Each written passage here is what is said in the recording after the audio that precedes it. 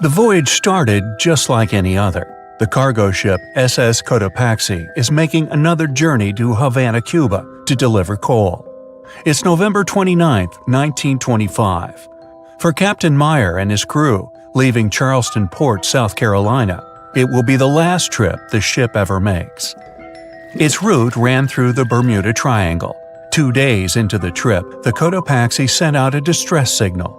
It had got caught up in a strong tropical storm and turned over on its side. The wind was very strong and there was powerful lightning as well. Rain gradually filled the ship's hold. Then there was a bright white flash, and the ship disappeared without a trace. Later, its wreckage was found in the Gobi Desert, which is in a completely different part of the world. All 32 crew members, including the captain, were missing. Of course, the part about the Gobi Desert is fictional. For one of his movies, Steven Spielberg came up with the idea that the ship was moved there by aliens. Still, in real life, the ship was never found, and its crew really did disappear. It was officially declared missing a month afterward, and nobody could find the wreck. It seems like a classic case of mysterious things going on in the Bermuda Triangle. But most mysteries are solved sooner or later. In 2020, the Cotopaxi was found. A man named Michael Barnett had moved to Florida to study shipwrecks off the coast. One wreck in particular really caught his attention. It was much larger than the others, and the locals called it the Bear Wreck. It was about 40 miles from St. Augustine in northern Florida, but no one had ever managed to identify the rusty hull. So Michael started to do some detective work. He measured the size of the shipwreck and started working through all the information he could find. He researched hundreds of old newspapers, leafed through insurance records, and looked at artifacts found on the wreck. After hundreds of hours of hard work, Michael was sure it was the Cotopaxi. But a few years before, there had been a rumor that the same ship had been found off the coast of Cuba. The Coast Guard found the wreck of a cargo ship about the same size that looked a lot like the one lost in 1925. Michael was sure they were wrong, so he teamed up with some science journalists and kept investigating. Soon they discovered something that seemed to confirm Michael's belief. Divers found brass valves with the letters SV on them in the wreckage of the ship. Michael suggested these initials referred to Scott Valve Manufacturing Company. The headquarters of this company was in Michigan, not far from where the Cotopaxi had been built. The company had probably supplied parts for the Cotopaxi. So the puzzle seemed to be solved. The Bear Wreck was really the missing cargo ship. But Michael still needed to work out why the ship had sunk. Did something mysterious really happen to the Cotopaxi in the Bermuda Triangle?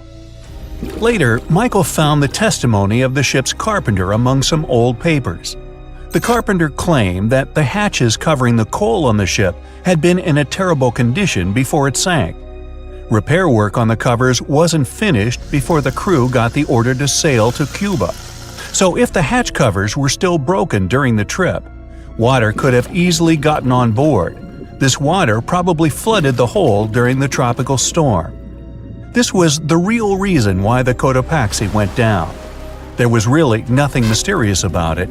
It was just a mistake made by ordinary people. But this is just one example out of dozens, or even hundreds, where ships and planes have gone missing in the Bermuda Triangle. We still can't explain some of these incidents. It seems like there really is something weird going on there. One of these strange events happened in 1948. A passenger jet was headed for Miami from San Juan, Puerto Rico. It disappeared in the same area as the Cotopaxi. The 32 people on board vanished without a trace. The weather was clear throughout the flight, but experts think that when the plane was about 50 miles from the coast, it could have been hit by a strong wind that knocked it off course. Years later, a similar plane was found in the area of the Bermuda Triangle, but because no one could work out the registration, it was impossible to say for sure if it was the same one. Something even stranger occurred not long before, in 1945. 5 planes went missing all at the same time. Some trainee pilots were practicing their navigation skills. But when they'd finished, it seems they couldn't find their way back home and disappeared. Many people assume they just ran out of fuel. This seems likely, but still, the circumstances were really strange. The trainees were being supervised by an experienced pilot who had 2,500 hours of flight time. He would never have let a group of newbie pilots get that far away from their base. Even now, people still debate what could have happened. Some insist the pilots ran into something supernatural out there in the Bermuda Triangle. But who knows? And here's another freaky thing that happened there which no expert has been able to explain: time travel. In 1970, Bruce Gernon was flying a plane from Andros Island to the Florida coast. When he was at 11,500 feet, a giant cloud appeared in front of him. It kept getting bigger and bigger, and he had no choice but to fly through it. As soon as he did, the plane was surrounded by darkness. It was as if the day had turned to night in a split second. Suddenly, Bruce began to see white flashes of light around him. They were so bright that they lit up the entire sky. But they weren't lightning bolts, although he couldn't really explain what they were. The plane continued through the strange cloud for almost a half an hour. Bruce noticed that the cloud changed shape during this time. The space around the plane turned into a tunnel. Then the tunnel started narrowing. Bruce became really tense as he tried to cope with the plane's controls. All his instruments and navigation equipment were going crazy, and the electronics stopped working. Then, a white light appeared at the end of the tunnel. Just like in the movies, the plane escaped the closing cloud tunnel at the very last second. Everything was fine, but now Bruce found himself in some white fog. He had no idea where he was. Then he managed to contact ground control. He was shocked when he learned that his plane was already in the airspace above Miami. It seemed that something impossible had happened. Bruce was meant to cover a distance of about 250 miles during the flight. This usually took 1.5 hours, but he had managed it in just 47 minutes, almost 2 times faster than normal. When Bruce landed, he went to check the amount of fuel left in the tank. It turned out he'd used up a lot less than the normal amount of fuel as well. Could there be a logical explanation for the time-traveling plane? Well, records show that a large number of sunspots were detected on the surface of the sun that day, and there was a strong solar wind. This could easily have made the electronics and devices on the plane go crazy. But what about the mysterious cloud? The Florida coast is a place where 2 large air currents meet. One has a high pressure and the other is a low pressure one. This causes a lot of storm clouds in the area. But people still debate how Bruce was able to cover the distance so quickly.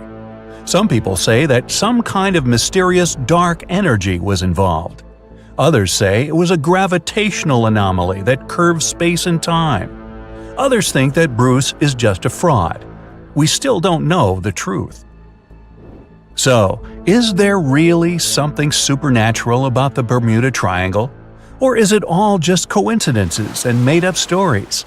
The truth is that no more planes and ships disappear in the Bermuda Triangle than anywhere else in the world. No matter what happens, don't stop! We almost got it! 2 treasure seekers are digging frozen ground in a cornfield at night. It's raining hard, lightning is flashing, but these 2 guys keep working. And now the shovel hits something solid. No way! A treasure chest! They start digging faster and find a piece of a ship's engine. What the?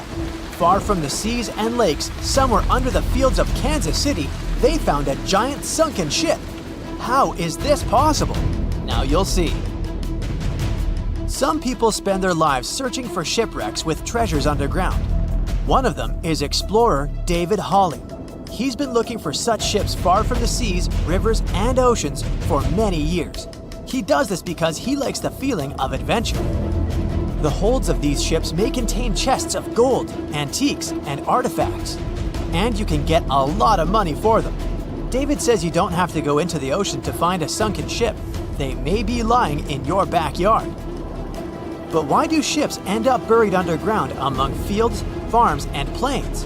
Let's find out using the example of steamboat Great White Arabia. According to old records, the newspaper clippings, this ship had been carrying about 200 tons of treasure before it sank in 1856. Many rumors and local legends said the ship was lying underground a few miles northeast of Kansas City. It was there because people deliberately altered the riverbed and channels of the Missouri River in the second half of the 19th century. They artificially brought the shores closer to each other. They narrowed the river to increase the flow's speed so boats could sail much faster. In the 19th century, steamboats were the most popular means of transporting passengers and goods. Before railroads, they extended the western border across the Mississippi and Missouri rivers and brought supplies to people. That's why it was so important to increase the speed of their movement. So, on September 5, 1856, Arabia was sailing along such an estuary. It came across a snag sticking out of the water. A piece of log quickly flooded the ship.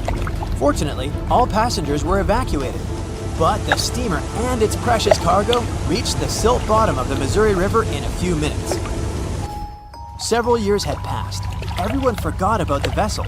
During this time, the course of the Missouri River had changed. But Arabia remained under the wet, muddy bottom. The soil level above it was getting higher, and the ground was losing moisture. Eventually, many decades later, a cornfield formed above the sunken ship. In the 1980s, one farmer owned this area, and he had no idea what was hidden in his territory. David Hawley carefully studied the history of the sunken ships of the USA. He knew that hundreds of steamers had gone underwater all over Missouri, but most of all, he was interested in Arabia, as there were rumors that it was filled with gold and other valuable things. The territory of cornfields in Kansas was vast, but David Hawley knew how to search properly. In 1987, he started working. First, together with his brother and father, they collected all the clippings from old newspapers they could find. They were looking not only for information about the steamer, but also for maps of the Missouri River. They tracked its historical changes, checked the dates, and identified a large area where the steamer sank. Next, they used electromagnetic testing and other geological stuff to study the soil and find the right place. They searched for differences in ground moisture and density. Then, they went through the territory with powerful metal detectors. And so, by the fall of 1988, they had determined the location of the steamer. Arabia was the size of a football field. This gigantic vessel lay 45 feet underground, 4 stories down. But before they started excavating, they had to ask the owner of the cornfield for permission. For the farmer, this news was a big surprise. He agreed on the condition that the excavations would be completed by spring so that he could sow a new crop. Digging a giant ship in winter is much more difficult and expensive than at other times. It includes additional equipment, electricity, and heating costs. The team worked day and night. They financed the excavations out of their own pocket. Each invested more than $10,000 and took out a bank loan. Finally, they noticed the first details of the ship. The shovels hit the huge engine boilers and the deck. The goal had been achieved. Most of the cargo lying inside the sunken ships is covered with rust, shells, mud, and is badly damaged. The contents of Arabia were in excellent condition, considering that the ship had sunk 130 years prior. Unfortunately, they didn't find the chests of gold. Still, they got several tons of other valuable cargo, household items of people who lived in the middle of the 19th century. It was a time capsule. The ship was carrying supplies for hundreds and thousands of people, and all these things were perfectly preserved. For example, they could clearly see the brand stamp Goodyear Rubber Company on one rubber shoe. The longer the excavations continued, the more things David and his team found. In the barrels, they found plates from the 19th century. They were intact and usable. Also, there were clean clothes, thousands of pairs of shoes, harpoons, frying pans, and umbrellas. The ship was carrying cargo to supply about 16 small towns. Yes, it's not gold, but such artifacts are also precious. The contents of the ship could be worth millions. However, the crew wasn't going to sell these things. They made a museum on the site of a former fruit market in Kansas City. If you go there, you will immediately feel like you're in a department store of the 19th century. There are thousands of items in good condition. Even the matches here are dry enough to light up. It took David many years to present the entire collection from the steamship. He values each of the items and doesn't want to sell them. Anyone can come here, pay for a ticket, and find themselves in the past. Who knows, maybe there's an old ship hidden in your backyard too. Geologists found an older vessel in the hot desert of Namibia in 2008. This ship sailed back in the days when pirates scared sailors on the seas, and now it's inside a dried-up lagoon. The ship sailed from Lisbon in 1533 and disappeared with the crew near a small diamond mining town. After almost 500 years, the hull had been badly damaged. Only the carcass of the ship remained, but the treasure hidden inside the vessel stayed intact. They carefully studied the boat for a long time, trying not to ruin anything. And then, 5 days later, they found a big old chest in the hold. Carefully opening it, they found gold coins there. Thus, the cost of the ship was estimated at about $10 million. The exact cause of the shipwreck is unknown, but experts believe the ship was destroyed by heavy cargo and bad weather. It went to the bottom of a lagoon that later became a desert. Some find an airplane in their backyard, others discover a ship, and one man found a passage to an ancient secret city in his house. This happened in Turkey in 1963. The owners of the building decided to make repairs. He went to his basement and knocked down the wall to turn this place into a living room. And so, behind one wall, he found a tunnel leading underground. The man thought it was some kind of a secret chamber. He went down there and realized it was something much more than that. It was an ancient city 18 floors deep. People built it in the years 780 to 1180 as a refuge from weather disasters and the invasion of enemies. This place also includes many underground tunnels that stretch for several miles in different directions. People could get to the town from different points using secret passages leading to these roads. The city can accommodate about 20,000 residents, livestock, and tons of food supplies. Archaeologists have also found a chapel, schools, stables, and public kitchens there. The moon shines brightly and illuminates the black water of the ocean. Thick fog descends on it in ominous silence. Then, it's suddenly broken by the creaking of wooden boards, followed by a rippling of the waves. Through the fog, you see the outline of an old, large ship. Its hull is rusty, and a strange cold is coming from it. But the most unsettling thing is that there's no one on the deck. The ship sails without a crew. No, this isn't a mythical Flying Dutchman, but a very real ghost ship. September 2nd, 2019.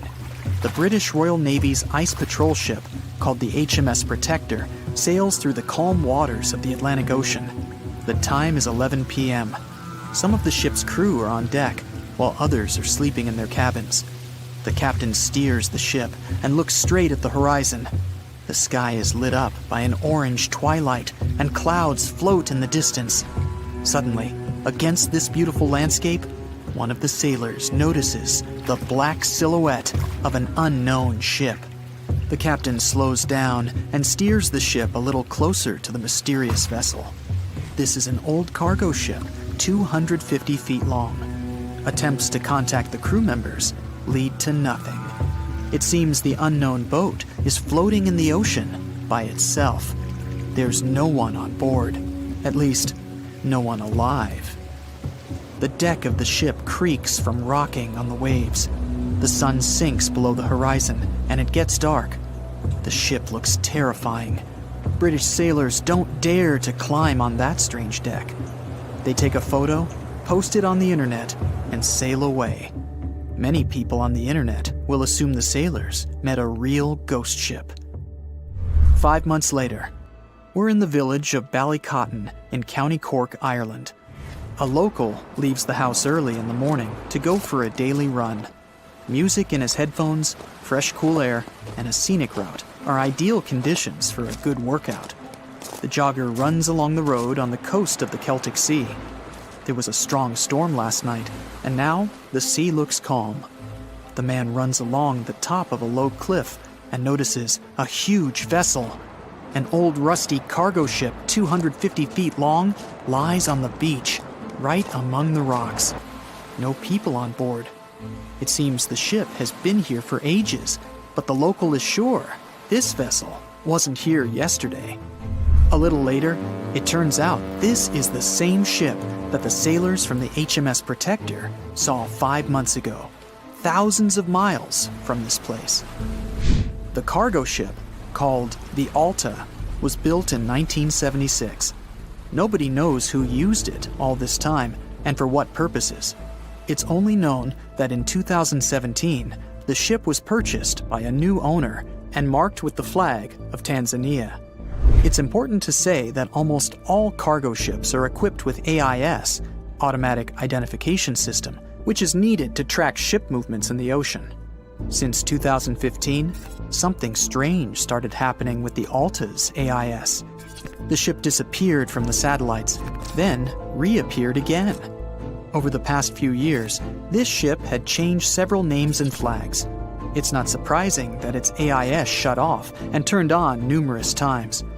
It's said that some of those who disable AIS on their ships do so to hide outlaw activities. The ship's captain, whoever it was, clearly didn't want to show the Alta's movements. As AIS showed in 2017, the ship had sailed near Greek port cities. The Alta made 12 stops in 3 such cities in different parts of Greece. Then, the AIS signal disappeared, and 10 months later, the Alta reappeared near the northern coast of Africa, 1,200 miles from Greece. In September of 2018, the ship was sailing about 1,400 miles southeast of Bermuda, and at that time, the crew members started having problems. There were 10 people on board the Alta. On September 19th, the ship's engine failed right in the middle of the Atlantic Ocean. The nearest shore was very far away. The ship began to drift. As days passed, the crew couldn't fix the vessel. Food supplies were running low. The crew started to panic and tried to contact someone. The situation got worse as a strong hurricane was approaching the place where the ship broke down. Crew members contacted the U.S. Coast Guard. On October 2nd, a helicopter headed towards the ship. Food and water were unloaded on the Alta. This was enough for the crew to bide their time for several days. About a week later, a rescue boat sailed about 1,500 miles to reach the Alta and help the stranded sailors. Shortly before the start of the hurricane, American rescuers succeeded. The entire crew of the wrecked ship was taken to Puerto Rico. The Alta remained drifting in the ocean. After a while, another ship arrived to tow it to the coast of Guyana. Then, something went wrong again. The ship was hijacked. Who did it and why remains a mystery to this day. But then, for some unknown reason, the thieves decided to abandon the ship and left it to drift in the ocean. For almost a year, the ship's location couldn't be tracked.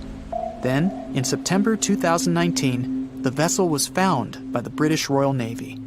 How the Alta was able to cover the distance across the Atlantic and wash up on the coast of Ireland is unknown. An investigation has been launched in Ireland. It's necessary to identify the owner of the vessel and find a responsible person to take on the task of towing it. But no one has since been found. Once, an unknown person called the Irish authorities and introduced themselves as the owner of the ship, but didn't provide any evidence.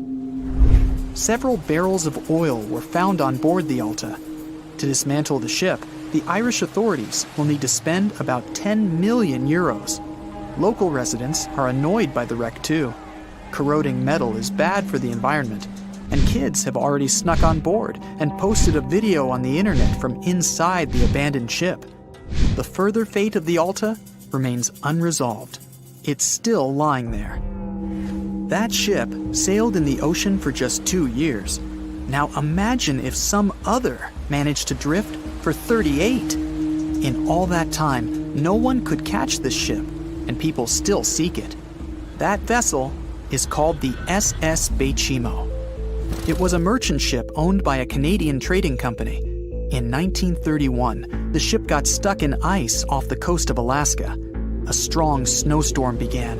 The team waited a week for it to end, but the storm only intensified. One day, the weather improved a bit, and part of the team was evacuated to the nearest city. Another part of the crew, with the captain, set up camp near the ship. The storm started again and didn't stop for a long time. The blizzard was so heavy that the ship's captain couldn't see beyond his arm's reach. Finally, when the storm was over, the captain saw that the ship simply vanished. He decided the Baychimo sank during the storm. A week later, the ship was found, drifting near the place where it was lost. The hull of the ship was damaged so badly that it was unsafe to sail on it. The captain decided to abandon the ship. However, it didn't sink. For the next 38 years, it was drifting at various points along the Alaskan coast. Several times, people climbed on the ship, including native Alaskan residents and a group of researchers. Attempts to save the vessel from the sea ended in failure. The salvage operations were hampered by drifting ice and bad weather. The last time it was seen was in 1969. The ship was frozen and blocked by the ice. In 2006, the government created a special project to find the Baychimo. However, in all these years, the ship still hasn't been found. Its fate is unknown. It's likely that the ship has finally found peace and is now lying on the seabed of the Chukchi Sea. There's a ship drifting somewhere in the ocean without a crew. The last time someone saw it was over 50 years ago. Its story reminds of that of the Flying Dutchman, a ship that's bound to sail forever and bring disaster to whoever sees it at sea. At least the legend says so. Unlike the Flying Dutchman, the SS Baychimo was definitely real and built for a German company in Hamburg and began as an ordinary cargo ship. It was trading supplies between Hamburg and Sweden in the Baltic Sea starting from 1914. It had a strong steam engine and a hull made of steel. A few years later, it became British property.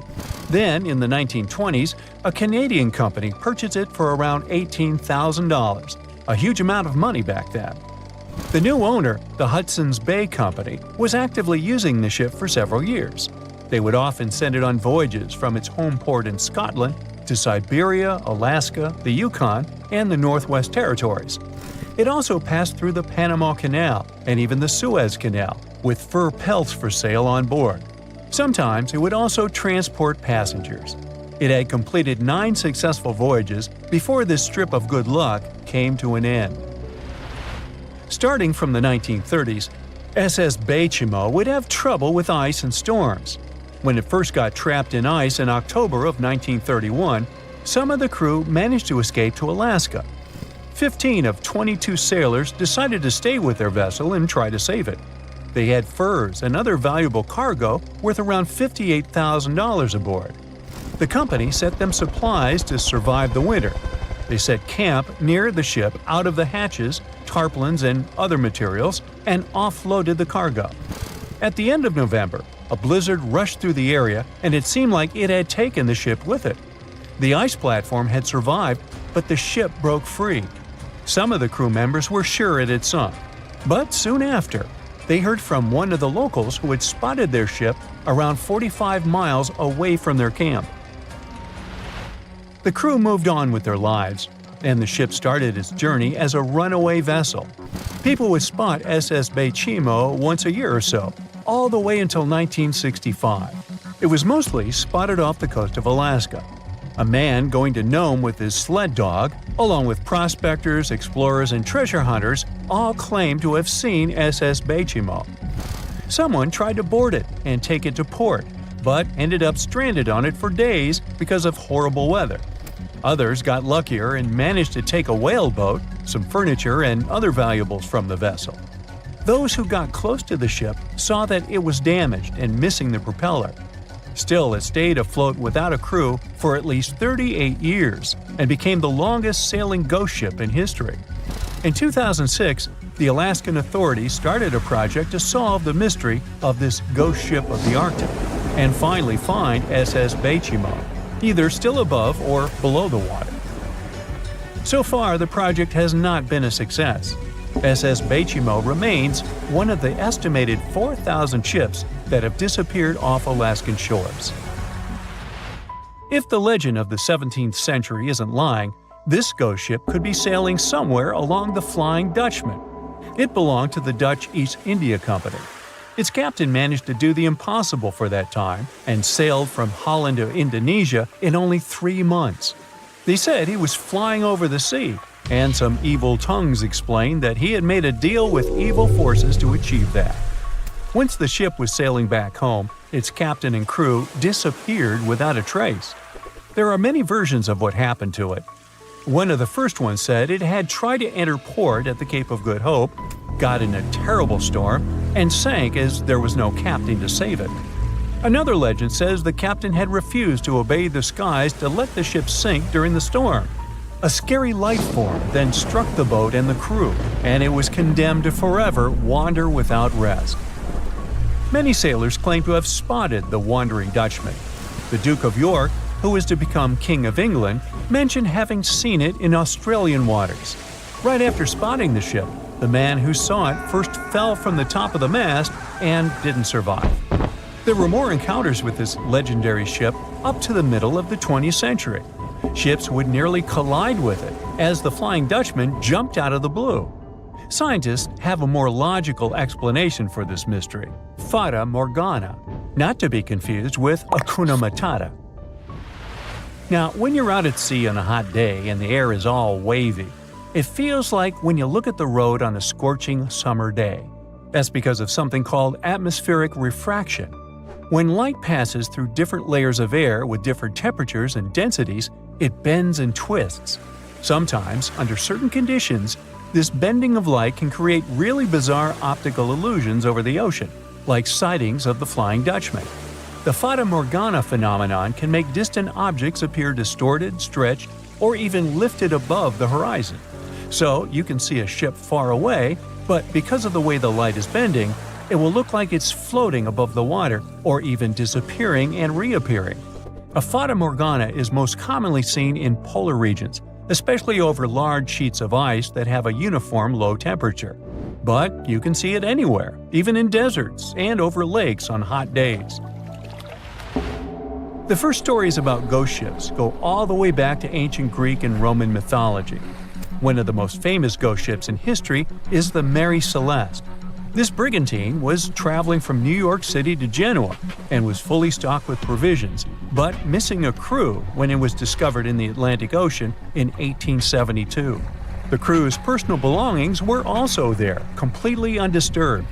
The final entry in their log was made 10 days earlier. We still don't know what happened to its crew, and the ship has inspired many spooky stories and legends. The Lady Lovibond was another legendary schooner that is believed to have been wrecked off the coast of Kent in the middle of the 18th century. The story tells that the ship's captain, Simon Reed, had just got married and took his bride on board for a celebratory cruise, despite the superstition that it could bring bad luck. They were on their way to Portugal when the first mate, who is also in love with the captain's new wife, went mad because of jealousy, attacked another crew member, and then took over the wheel and steered the ship straight into the dreaded Goodwin Sands. No one aboard survived, and the schooner is said to reappear as a ghost vessel every 50 years. In present times, many vessels become abandoned and turned into ghost ships intentionally. There are thousands of them floating in U.S. rivers, lakes, channels, and coastal waters. Some people lose their boats in storms and other extreme weather. Others have to abandon their boats because maintaining them can cost 10% of the boat's price. Plus, docking a vessel can add up to several $1,000s every year.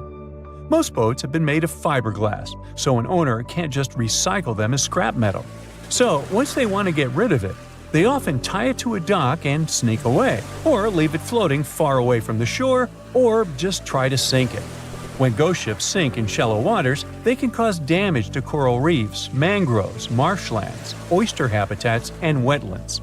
Plus, they can collide with unsuspecting regular ships and cause real trouble. So, don't do that. Enough said.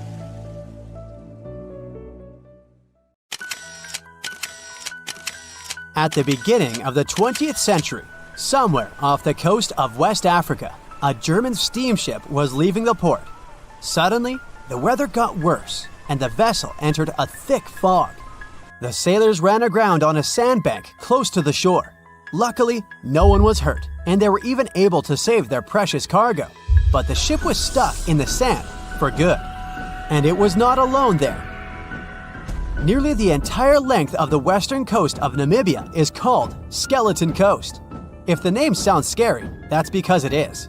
This 976-mile-long beach line is among the most dangerous places on Earth. The local Bushman tribes believe that their supreme deity made this land when it was angry. The Portuguese were the first Europeans to set foot in Namibia in the 15th century. And yep, they didn't like Skeleton Coast either. Portuguese explorers thought this land presented the gates to the underworld. This is the place where the Namib Desert meets the Atlantic Ocean. It might be dangerous, but it's actually beautiful. Plus, it's a UNESCO World Heritage Site. If Skeleton Coast had a PR manager, they would quit on the first day on the job. The area is not exactly tourist-friendly because of its geography and history. Beneath the sand and the waves, there is a secret ocean currently lurking for unsuspecting sailors. It's called Benguela Current. It flows towards the north along the coast of southern Africa. This part of the Atlantic is rich in marine life, but the current's land neighbor isn't that happy with the deal. This arid climate created the Namib Desert, one of the driest regions on Earth. And that marine life I just mentioned? It's sharks. 11 species of them to be exact. And yes, the great white decides to pop by once in a while. So far, we've got a desert landscape, strong currents, and sharks. Not a place for a beachside resort, definitely. But if someone ends up on Skeleton Coast, will they know they're in danger? Don't worry, they will. The beach is littered with wrecks of all sizes and shapes. If you remember that German ship I mentioned in the very beginning, its massive and rusted stern is now sticking out from the desert sand. There are some 500 wrecks in total scattered along the coast, and it's a mixed crowd, from Portuguese galleons centuries old to ships that ran ashore here in the 21st century. A modern fishing ship called Zala India managed to slip from its tow rope in 2008 and ended up on Skeleton Coast.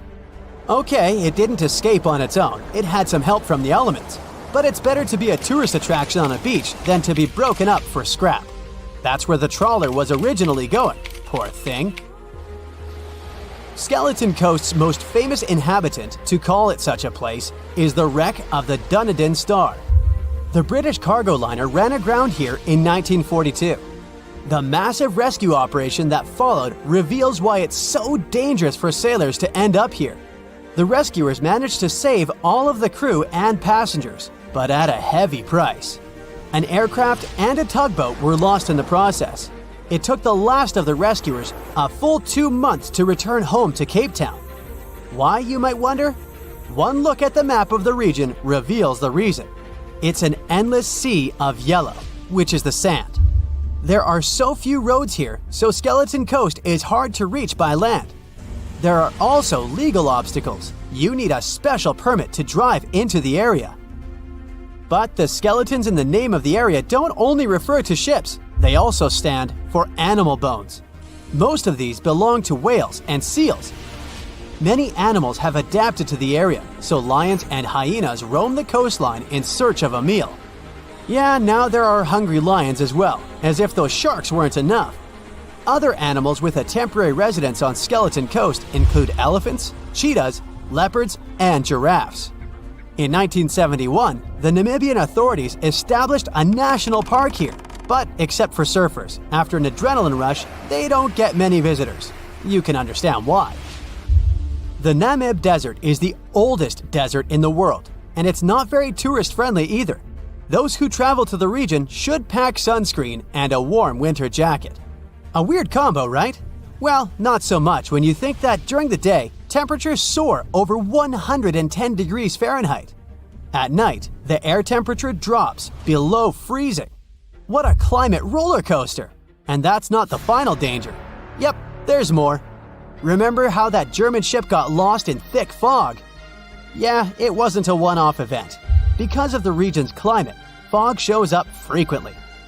Sailors should cover their ears now, but this fog is actually good for wildlife. This is their only source of water in the Namib Desert. Reptiles and mammals have adapted to the harsh climate. They use as little water as possible. Shifting sands, thick fog, strong currents, lions, and sharks. Not the stuff you would put in a tourist booklet, but Skeleton Coast isn't the only beach on Earth you wouldn't want to spend your vacation on. I will take you to Cape Tribulation in Australia. The area covers some 48 square miles in the northwestern part of the continent. And no, the area is not as dry as Skeleton Coast. It's part of the Daintree rainforest. You could say that here, it is the rainforest, not the desert that meets the ocean. The beach at Cape Tribulation is straight from a postcard. But looks can be deceiving. Australia? Probably sharks. No, crocodiles are out here to get you if you decide to go for a dip in the sea. There are saltwater crocodiles that the locals call salties. Well, that's a cute nickname for such a dangerous reptile. And it's not just them. The wildlife seems to have a beef with visitors. From October to June, the waters around Cape Tribulation are full of box jellyfish. Their venom affects the human cardiovascular system. When touched by a jellyfish out at sea, swimmers won't have enough time to reach land for help. Vinegar helps neutralize the sting, so you might want to keep a spare bottle in your luggage. Crocodiles and jellyfish sound dangerous, but there's one more animal you should look after. It's the wild boar. It might sound funny, but you won't laugh when you're being chased by one of these across the beach. 21 million wild boars live in Australia. They're mostly active at night, making it even more dangerous if they charge at you. The best defense is running in circles. Wild boars can't cut corners well. That's probably why we don't see many of them taking up careers as race drivers. Cape Tribulation has one last danger installed for you, and it's not an animal. Out here, even the trees are plotting against visitors. The stinging tree got its name for a reason. If you try to pick one of its beautiful red berries, it'll fight back. Its prickles are like tiny glass shards. The less than pleasant effect on your skin will last for a month. Then there is this wait a while bush. Who keeps naming them like this? This long vine has spikes that grab hold and just don't let go. They are so strong they can pull a human off a horse. You'll have to wait for someone to come by and save you from this thorny grabber. If you are about to cross this Australian beach from the vacation list, hold on for a second. Tourism is booming here. The local authorities have restricted access to all of the danger zones. Visitors go swimming in dreamy water holes that are surrounded by lush vegetation. There are even ropes to swing from. Now, that's a beach you can finally relax on. They say nothing is ever lost, and it's true. Let's discover ships frozen in time. The first one is truly fascinating. Here, the Antikythera shipwreck. It's a Greek trading ship from the 1st century BCE. It's located on the east side of the Greek island of Antikythera and at the merging point of the Aegean and Mediterranean seas. Around 2,000 years later, in 1900, a group of Greek sponge divers discovered the wreck. They were going to Tunisia, yet they were forced to find shelter from a storm on a nearby island. Since they couldn't go anywhere due to the storm, they decided to look for sponges until the weather got calmer. One of the divers discovered the shipwreck at depths of around 130 feet. Imagine someone going for a sponge hunt, but getting out to the surface with archaeological treasures. The captain of the sponge boat talked to the Greek officials about what they had found. The officials sent 2 ships to the wreckage. The salvage operation was successful, and discoveries are now in Greece's National Archaeological Museum in Athens. The findings included 3 life-sized marble horses, jewelry, coins, and hundreds of works of art, including a 7-foot-tall Colossus statue of Hercules. Among these treasures, Antikythera ephebe, a bronze statue of a young man, caught more attention. Because the ephebe doesn't comply with any familiar iconographic model, and there are no known copies of his type, he held a spherical object in his hand. scholars have different theories of who that person could be, but they are not in a consensus yet. More than 70 years later, Jacques-Yves Cousteau and his team went to the area and recovered hundreds more artifacts and the remains of 4 people. Interestingly, they discovered a complex set of interlocking gears capable of predicting the movement of the sun, moon, and several planets. The mechanism can also show the times of solar and lunar eclipses years into the future. Think of this Antikythera mechanism as an early computer calendar, to plan significant events like agricultural activities, religious rituals, and Olympic Games. These artifacts found in the Antikythera wreckage are some of the most important findings in modern archaeology. Just the Antikythera mechanism itself has changed our perception of the limits of ancient technology. The mechanism has a sophisticated design and was made over 1,000 years ago. After all these amazing discoveries, experts believe that the wreckage site has remained largely unexplored and is mostly because of its location and the landscape of the seafloor on which the ship rests. The wreck is too deep for scuba divers but too shallow to use something like a submersible. A survey made on the seafloor in 2012 showed evidence of a second wreck about 800 feet to the south. It's clear that this area has a lot to offer humanity. What would happen if those sponge hunters didn't go to the area? Scientists found a shipwreck in Antarctica at the bottom of the Weddell Sea 107 years after it sank. The name of the ship was Endurance, and it was the lost vessel of Antarctic explorer Sir Ernest Shackleton.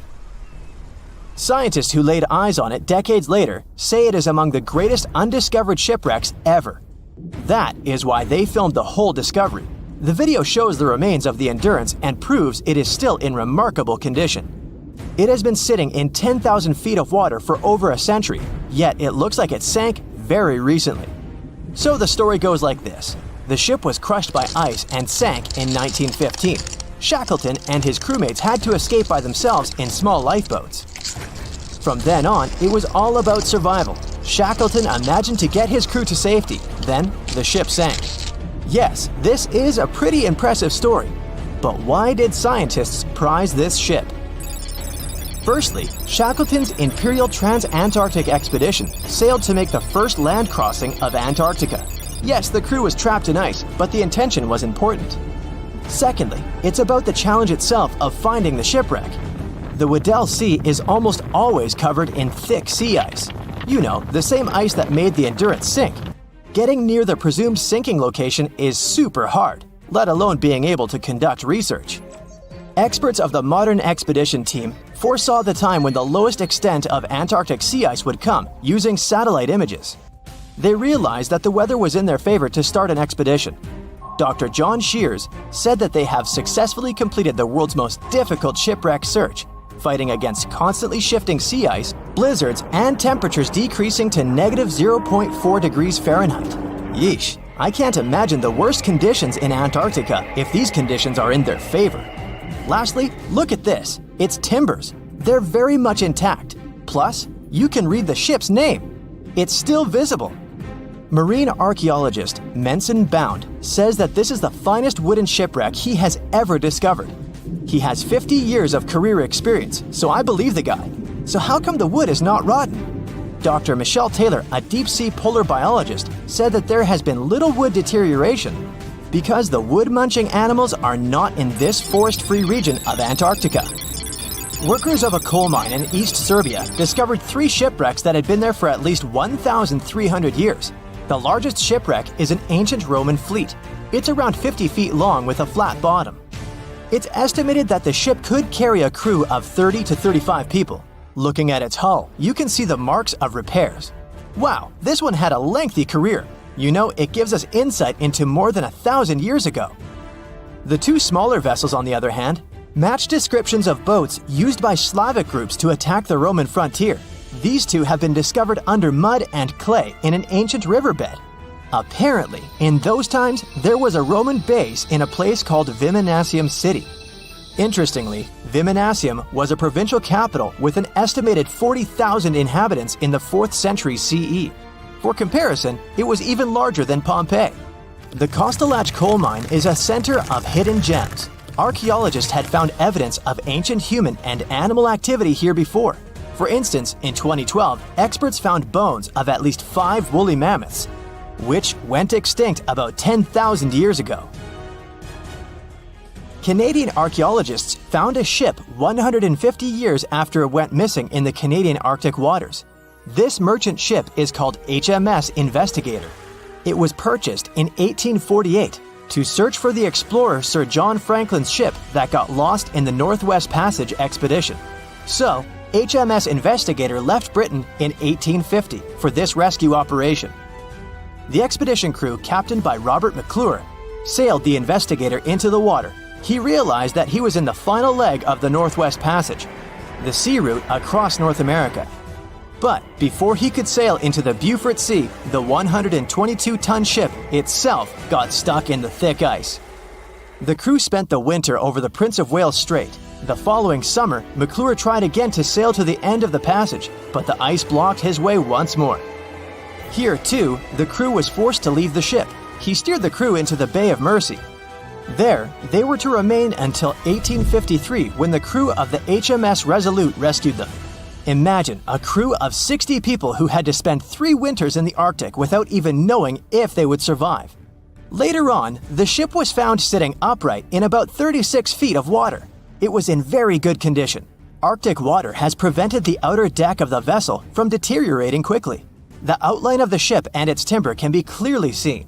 Plus, archaeologists have uncovered artifacts on land left by the sailors. They had unloaded everything before abandoning the Investigator. 3 sailor graves and 1 British naval shipwreck had also been discovered in the area. I wonder what else they could find there. Wow, it's the only place where 1 minute you're learning 17 natural ways how to get rid of houseflies, and the next, you're taking an epic journey straight into a black hole. More than 10 billion with a B views in total. That's 47 billion minutes watched, or more than 70,000 years. That's all the way back to the Ice Age. No, I wasn't around then. 40,000 videos, hundreds of topics, and most importantly you, a whole 44 million of you. Our viewers. We could populate an entire country if we wanted to. We'd like to continue helping you learn and giving you useful skill improvement tips. Got a thirst for knowledge?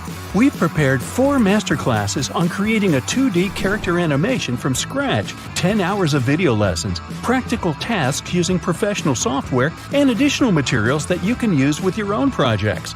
Get the full course now and create your own animated masterpiece. The movie Jaws came out in 1975, and since then, people have been terrified of sharks.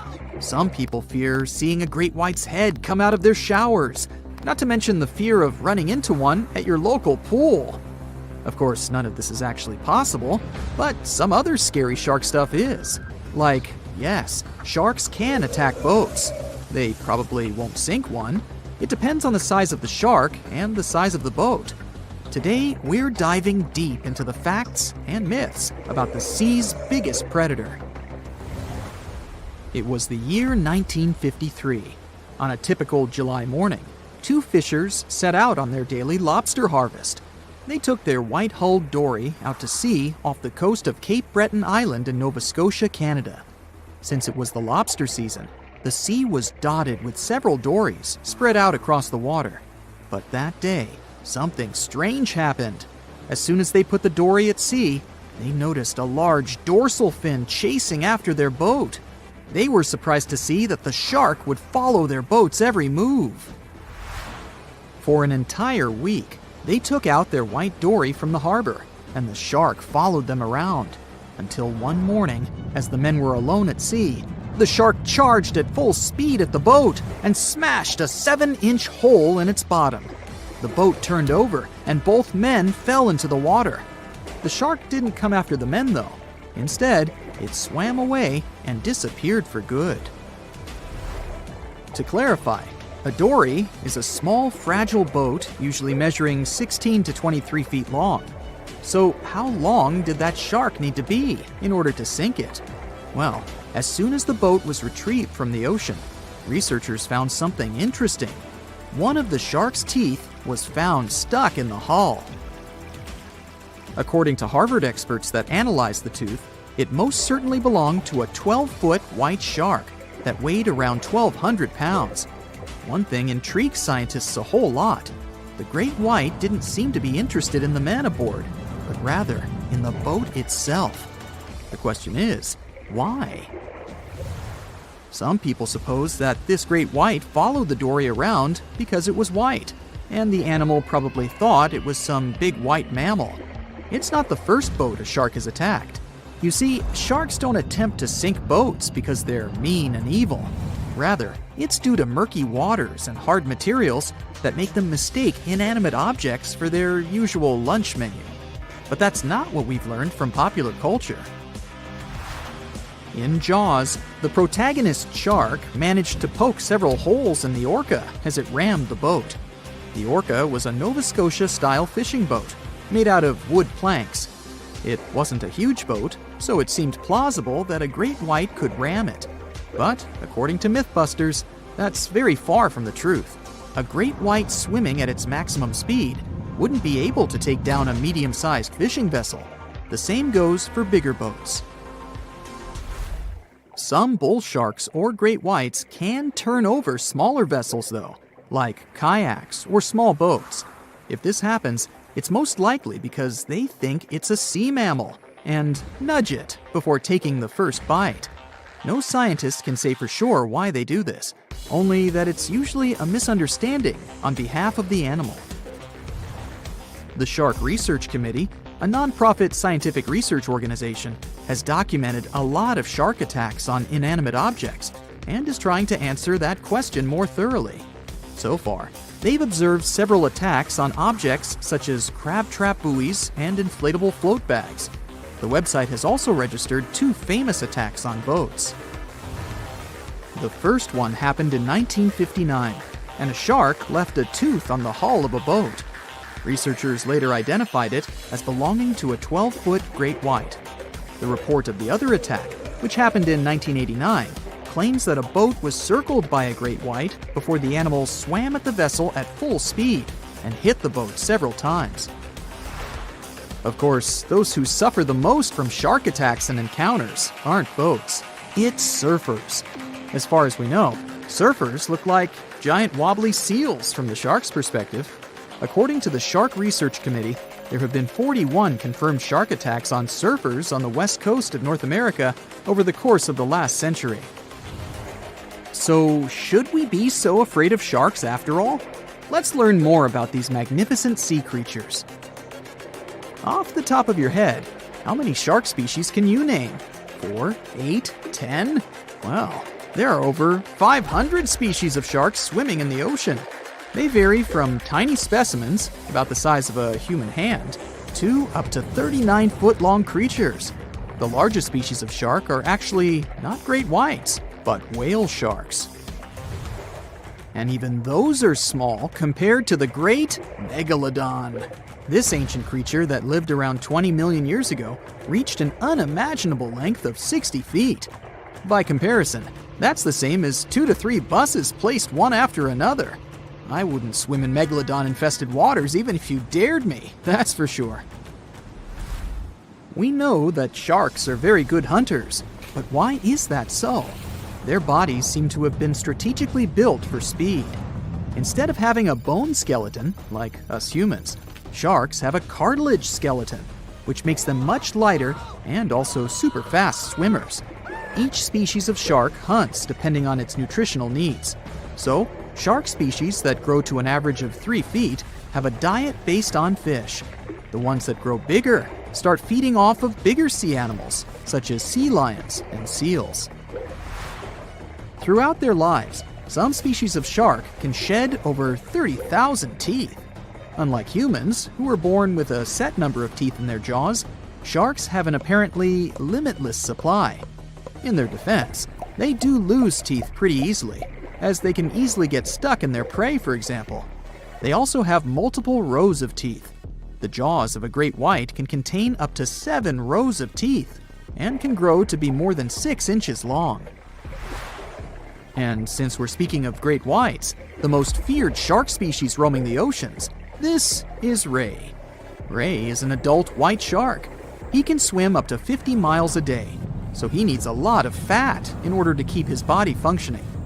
Funny thing about Ray, when he opens his jaws to hunt, his eyes roll back together with his head, so his sight is hindered when he's taking a bite. Now, he does like it when the water is murky and underwater visibility is low. That's because it makes it harder for his prey to spot him coming. These conditions can make it easier for him to grab that yummy seal. But this can also make it easy for him to mistake a random boat for lunch and end up scaring some humans.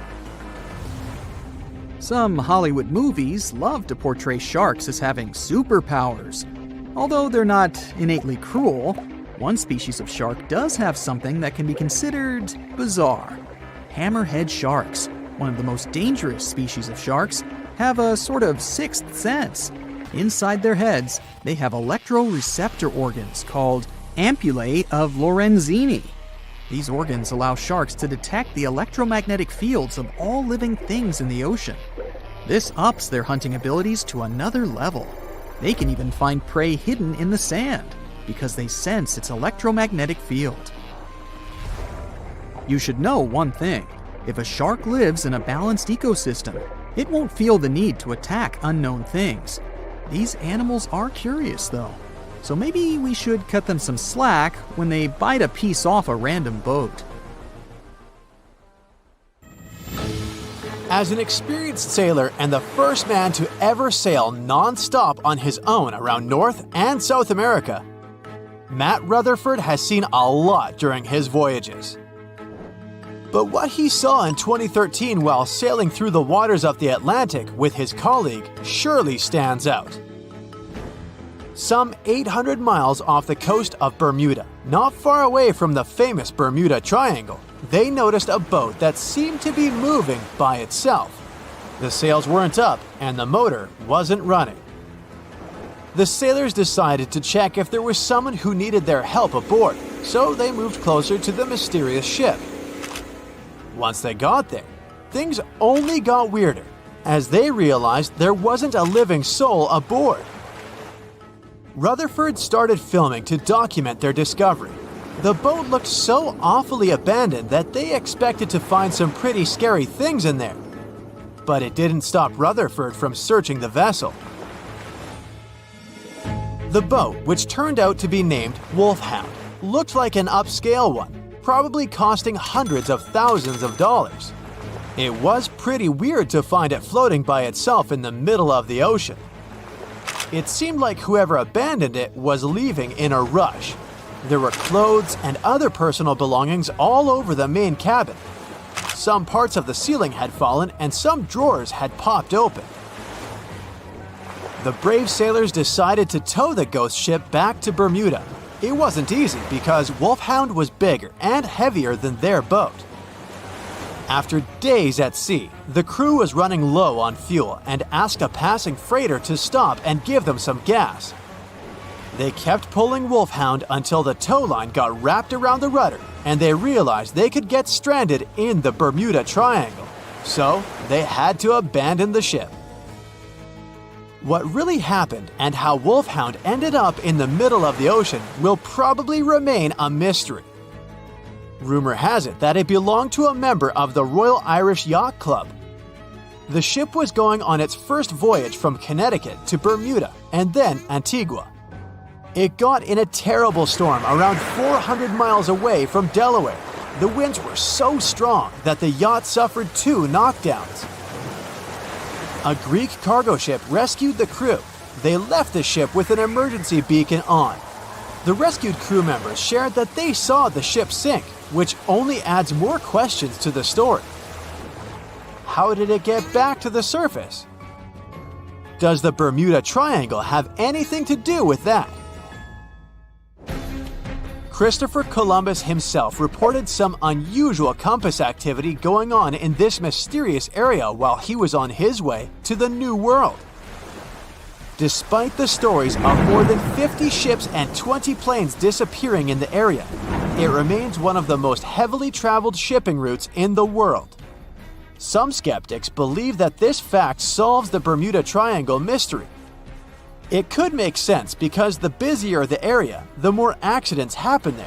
But then again, it's not the number of disappearances that makes the place so mysterious. It's the lack of explanation and wreckage lost for good. The first ever confirmed ship to vanish in the Bermuda Triangle was the USS Pickering. In 1800, it departed from the US on its way to the West Indies. The ship sailed into the Bermuda Triangle along with its 90-man crew. No one ever heard anything from them ever since. The popular explanation is that the ship was taken out by a storm. But because no one found any wreckage, we'll never know for sure. The largest ship that has ever disappeared in this mysterious area was the USS Cyclops. In March 1918, carrying a crew of 306 people, the USS Cyclops left Barbados and headed home to Baltimore. The ship passed through the Bermuda Triangle on its journey and vanished into thin air, or rather, water. The Cyclops never sent any distress signal and disappeared without any explanation or trace. The Bermuda Triangle isn't the only place in the world where ships go missing or mysteriously resurface. One of the most famous ghost ship stories would be of SS Baychimo. The large cargo steamer was built in Sweden. On October 1st, 1931, it got caught in pack ice. The crew decided to wait it out and managed to break free after a couple of days, only to get trapped again in less than a week. This time, they didn't manage to make it out. A rescue team went by air to save 22 of the crew members. 15 other members stayed in a wooden shelter they built not far away from the ship. Their plan was to wait out the winter and get back aboard. At the end of November, a strong blizzard was rushing through the area. When it was over, Baychimo seemed to have gone away with the storm. The captain decided it must have broken and sunk, but a few days later, a local hunter informed them that he had seen the ship around 45 miles away from their camp. The crew managed to find the ship and took the most valuable cargo from its hold. They had fears that Baychimo wouldn't live through that rough water, but it did manage to survive after all. Once the ice was gone, it floated away and ended up drifting along the shores of Canada and Alaska. Many people reported seeing the ghost ship in an open sea. Some even tried to board it to save the ship, but the weather didn't allow it to happen. The last time someone saw SS Baychimo was in 1969, 38 years after its crew had left it. It could still be drifting somewhere in the ocean. The story of MV Joyita happened in the South Pacific. The ship was originally a wooden luxury yacht. After serving for 20 years to various owners, it became a merchant ship. In 1959, it set on a trading voyage that was supposed to last around 2 days. When it didn't reach its destination on time, no one was worried at first as things happen in the open waters. After another day, and no distress signals from the Joyita, it was obvious that something serious was going on with it. There were 25 people aboard, and their families wanted to find them. A search and rescue crew worked for 6 days looking for the ship, or at least its wreckage, in an area of nearly 100,000 square miles. That's 1.5 times as big as Florida. Sadly, the mission had come back with no results. It seemed like Joyita had disappeared without a trace. A month later, another merchant ship noticed Joyita drifting in the ocean, miles and miles away from its original route, and none of the crew members or passengers were on board. The cargo had also disappeared. The lifeboats were also gone, so the people must have escaped the ship hoping to save themselves. It turned out that the crew had been trying to get help as they tuned the radio to the International Distress Channel. But the damaged cable didn't let them send the signal any further than 2 miles. It also looked like when they were leaving the ship, the crew took the logbook with them, and we still don't know what exactly happened to Joyita. Family members of those who were on board are still looking for answers. One professor claims it must have been a corroded pipe that leaked and flooded the vessel, but we'll most likely never know for sure. In the Pacific Ocean, near Japan, there is an area nicknamed the Devil's Sea. It's believed to be one of the 12 vile vortices around the Earth. Some people claim that vile vortices have weird things going on in them because the pull of the planet's electromagnetic waves is stronger there than anywhere else. The most famous ship that disappeared in the area was a fishery patrol vessel in 1952. The ship went there to investigate the vessels that went missing previously and disappeared along with 31 crew members. Scientists who don't believe it was a mysterious disappearance blame the underwater volcano eruption for what happened. So in 2017, over 25 million people boarded cruise ships all over the world. Now, if you're keeping count, that's more than the total population of Greece. It's become America's favorite choice when it comes to going on vacation. It's easy to see why hopping aboard a cruise ship becomes more popular each year. Heading out on a cruise is also coming back in style with newer generations. 2/3 of Gen Y and millennials say that cruising is their new preferred type of vacation. How's that? Well, let's see. It's easy to plan in advance. On board, you can find activities for all family members, and you get a chance to visit several different destinations in one trip. An added bonus of booking a cruise? You can sample various places for a future time off. The entertainment on board is often top-notch, providing passengers with an added taste of luxury. And the amenities and accommodations are generally very reliable. Not to mention that it gives tourists that feeling of actually getting away from everything that people strive for while out of the office. Royal Caribbean International is one of the largest cruise lines in the world, with just over 19% of the cruise market as of 2018. Its current fleet is divided into many different classes of ships, including the Voyager class, Radiance, and Quantum. The latest addition to the Royal Caribbean International's impressive fleet was built in 2018. Wonder of the Seas is now the largest cruise ship in the world. Since this spectacular liner has just had her maiden voyage in March 2022, let's look at some of the incredible perks it has to offer its passengers. For starters, the boat is so big that it had to be split into neighborhoods.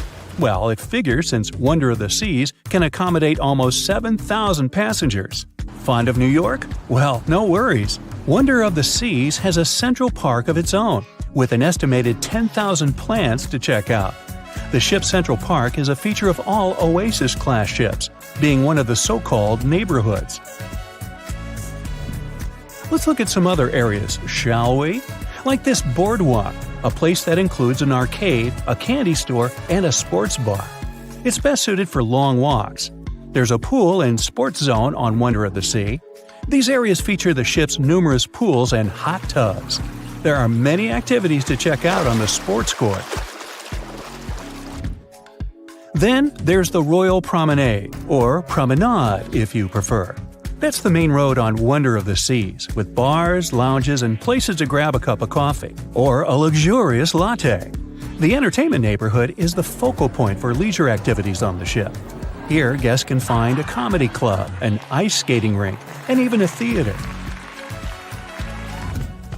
The spa and fitness area is a tranquil zone with a huge array of treatments available. The fitness center is free of charge, by the way, so there's no excuse for guests to skip a leg day. An extra 8th zone was added to Wonder of the Seas. It's called the Suite Neighborhood. This is an exclusive area designed for guests staying in the suites. Oh, now I get it. It's located at the top of the ship. Guests here have designated staff members called Royal Genies. Yeah, if you rub a lamp in your suite, they appear. Nah, not really. The genies are similar to butlers. They can cater to just a few cabins. Of course, the cruise line wants to divert other guests from asking these crew members various questions and taking their time. That's why the genies don't wear name tags in public areas. As for its itinerary, Wonder of the Seas was initially supposed to be homeported in China, but Royal Caribbean decided to move the liner to the United States. In March 2022, the ship started its journey with 7-night Eastern and Western Caribbean itineraries. In May 2022, Wonder of the Seas is scheduled for a trip to Europe, with Western Mediterranean cruises from Barcelona and Rome planned for its guests. Passengers will also be able to visit Palma de Mallorca, Spain, and Capri, Italy. When the summer season is over, Wonder of the Seas is scheduled to return to Florida to offer year-round sailing starting November 2022. And by the way, there is no truth to the rumor that a special cruise only for highly allergic and hay fever sufferers will be called the Wonder of the Sneeze. Nope, not at all. Now, it's hard to imagine a ship so massive that can accommodate so many amenities on board. For example, the Titanic was the largest ship of its time, measuring 882 feet in length. And Wonder of the Seas is not only 1,188 feet long, it's also 36% taller and 34% wider. Speaking of lifeboats, which I am about to, Titanic had a mere 20 lifeboats on board, which was tragically not enough to fit all the passengers after the ship hit the iceberg. But Wonder of the Seas has an even smaller number of lifeboats, 18 to be precise. Sounds weird and dangerous? Well, not really, given that each of these lifeboats can accommodate up to 370 people. It means that all the passengers and crew members, an estimated 8,000 people if fully booked, are going to be safe in case of an emergency. If we could somehow have a race between the two ships, well, Titanic was in fact the faster ship out of the two, beating Wonder of the Seas by 1 knot per hour. Cruise ship passengers today are more interested in the experience rather than the speed of the boat itself. That's why how fast a ship can travel is not an extremely important aspect nowadays. In terms of costs, Titanic cost around $7.5 million at the time of its construction. It's the equivalent of about $200 million today. How about Wonder of the Seas? Well, it cost a staggering $1.35 billion to build, making it 6 times more expensive than the Titanic. How about we compare ticket prices? Well, in this case, the least expensive ticket on Titanic was £7. It's about $1,000 today. The cheapest ticket on Wonder of the Seas is currently $423, but prices may vary depending on the location, season, itinerary, and how much you tip your royal genie.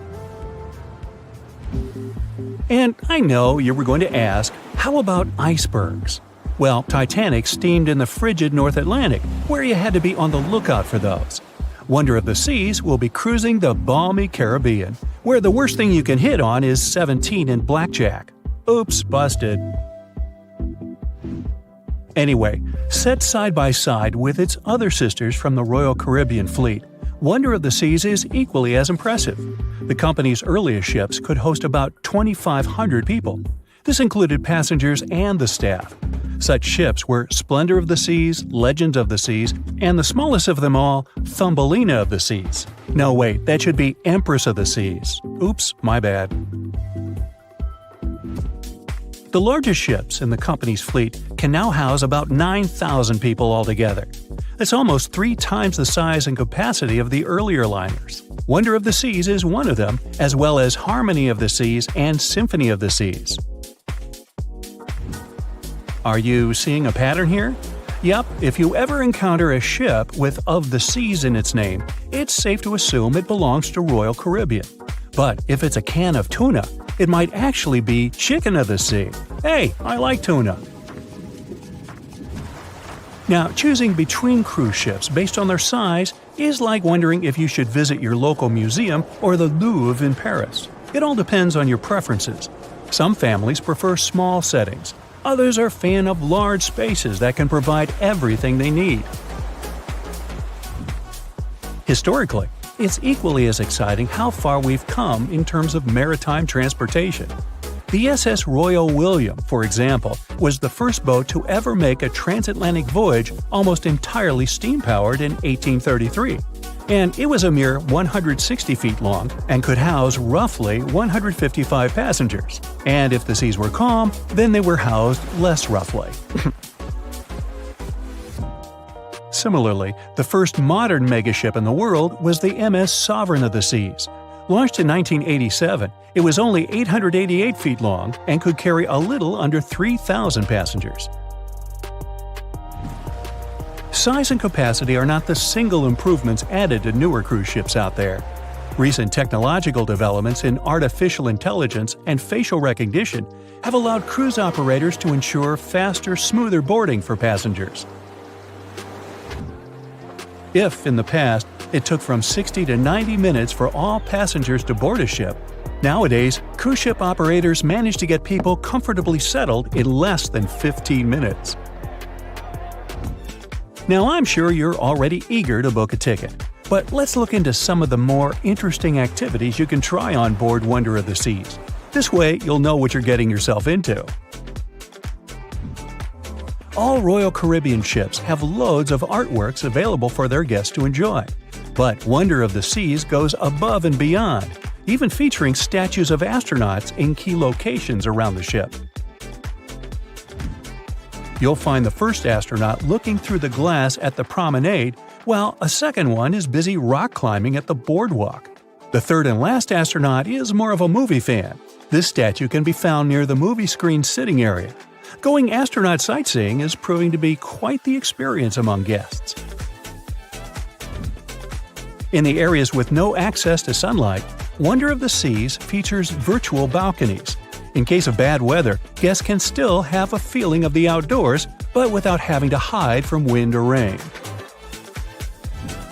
Teenagers have a place of their own reserved on the ship. There's a special club with a private hot tub, selfie area, games, and comfortable seating. The inside part of this club features a vending machine, an interesting collection of literature, and tables for foosball. Well, sign me up!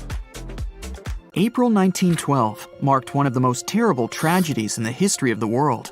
The most unsinkable vessel, the pinnacle of engineering at that time, the huge Titanic, sank. On that dark, moonless night, the ship had many chances to save its passengers. There was another ship just a few miles away that could have saved the Titanic, but it didn't. It wasn't a phantom ship, and it's not some legend or a theory. This is a documented reality. There are records and witnesses' statements confirming this. But why didn't this ship help? Let's find out what happened that night by looking at these events from 3 different points of view. Let's start with the Titanic version. 11:30 p.m. The moon hides behind black clouds. Visibility is bad. Everything is calm on the Titanic. Under the captain's guidance, the communications operator stays in touch with the mainland through the radio. At this moment, some stranger breaks into the frequency, interrupting the operator's communication. It's unclear what this strange man wants and what he's talking about. The operator doesn't try to figure it out. He shouts at the guy, demanding him to disconnect. The connection is interrupted. At 11:40 p.m., the Titanic crashes into an iceberg. The ice breaks the hull. Water begins to flood the lower decks. Nobody is panicking yet. 20 minutes later, at midnight, the ship's crew sends a distress signal through the radio frequency. Few people understand how bad the situation really is.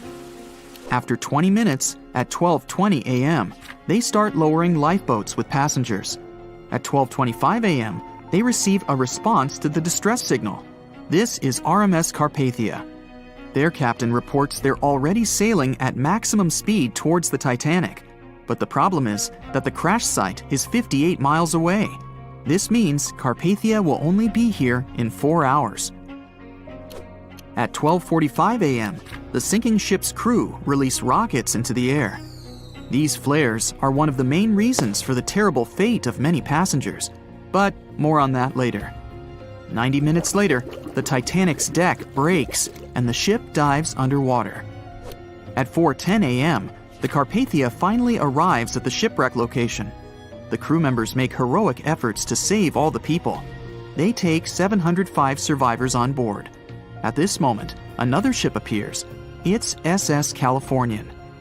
The Carpathia sails towards the New York coast with all the people. The Californian floats in search of passengers and finds nothing but wreckage. The ship was only a few miles away while the Titanic sank into the icy water. The Californian could have saved these people, but did nothing. Its captain, Stanley Lord, made one of the most terrible acts that a sailor can allow. He didn't help a sinking ship. When the world found out about all this, they detested Captain Lord. They couldn't bring charges against him, and the trial didn't punish him. But his career was ruined entirely, as no other ship company would hire him.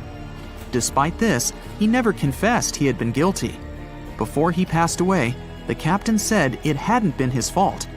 If this was true, then what happened there? This brings us to the Californian version. It's the night of April 14th. The Californian is sailing in the cold waters of the North Atlantic. The ship gets into a section with a lot of icebergs.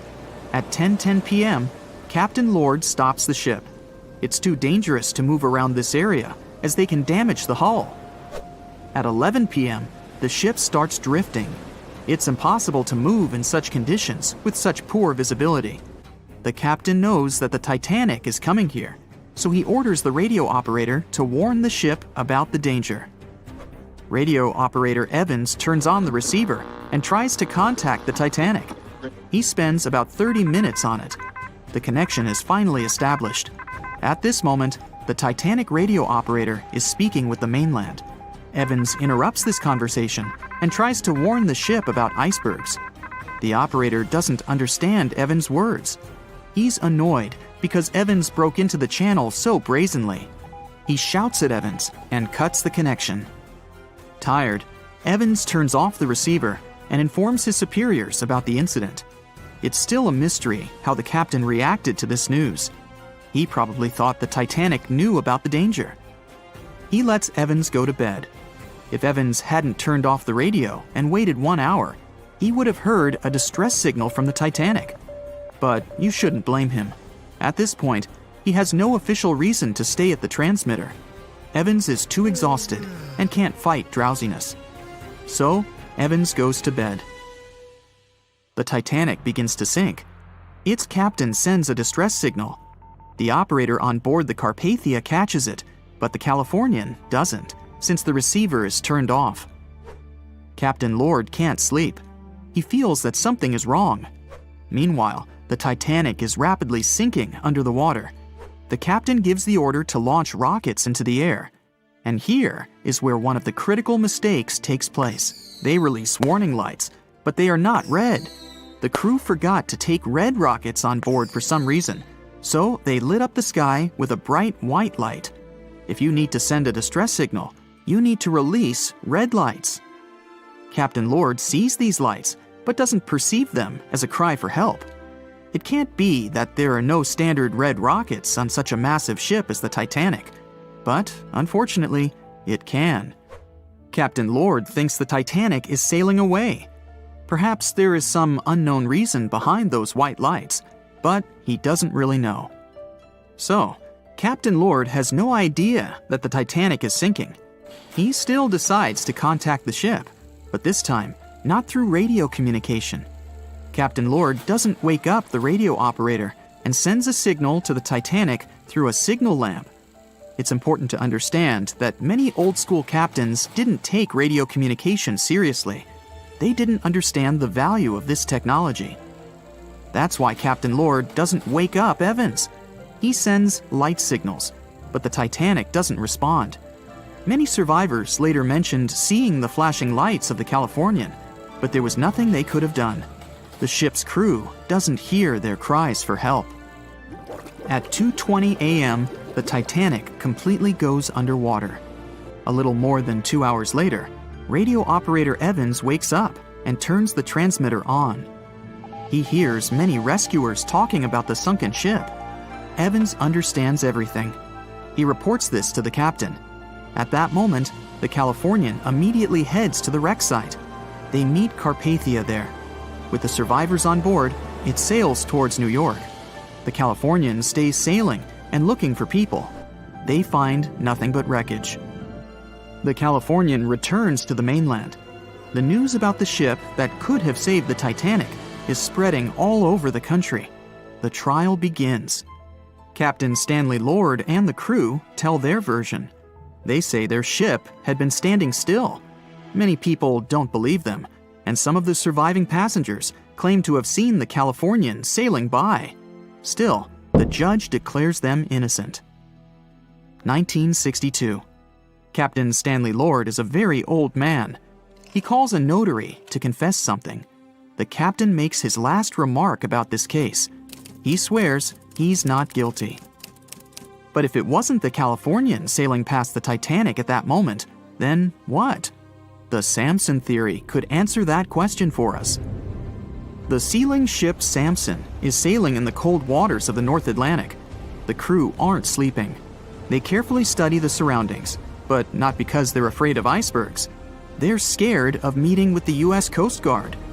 The Samson ship's crew catch seals, which is illegal. At 12:45 a.m., Samson's captain sees white signal rockets.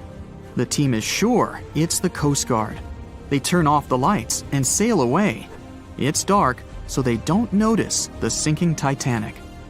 They return to the coast of Iceland and hear about the disaster. They realize they have abandoned the drowning passengers. The nephew of one of Samson's crew members reads about this story in his uncle's diary. The nephew asks for permission to publish these recordings. All the people realize that Captain Lord wasn't guilty, but unfortunately, he didn't live to see this moment. Actually, it's still unknown who is guilty in this story. 2 ships were nearby the Titanic. Their captains were adequate people. They would have helped save all the passengers. Their fault was that they couldn't understand what the Titanic wanted on that dark night. Someone forgot to put red flares in the box. This small but fatal detail was one of the leading causes of the tragedy. The Bermuda Triangle is one of the most heavily traveled shipping routes in the world. Some skeptics believe that this fact solves the Bermuda Triangle mystery. Statistically, the busier the area, the higher the frequency of accidents and disappearances. While this makes sense, it's not the frequency of disappearances that's responsible for the mystery of the Bermuda Triangle. It's the lack of explanation or wreckage found. On his very first voyage to the New World in 1492, Christopher Columbus sailed through the Bermuda Triangle. Columbus reported that one night, when he was on the deck of the ship, he noticed a giant light appear in the distance, unlike anything he'd ever seen before. Columbus looked at his compass for direction, and it gave off erratic readings. You might have noticed that the Bermuda Triangle doesn't appear on any world map. This is because official institutions refuse to acknowledge that the area actually exists. No one exactly knows how many ships and planes have disappeared in the Bermuda Triangle.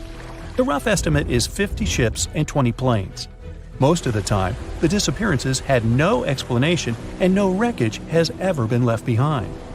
When the TBF Avenger planes went missing, a massive search operation was conducted.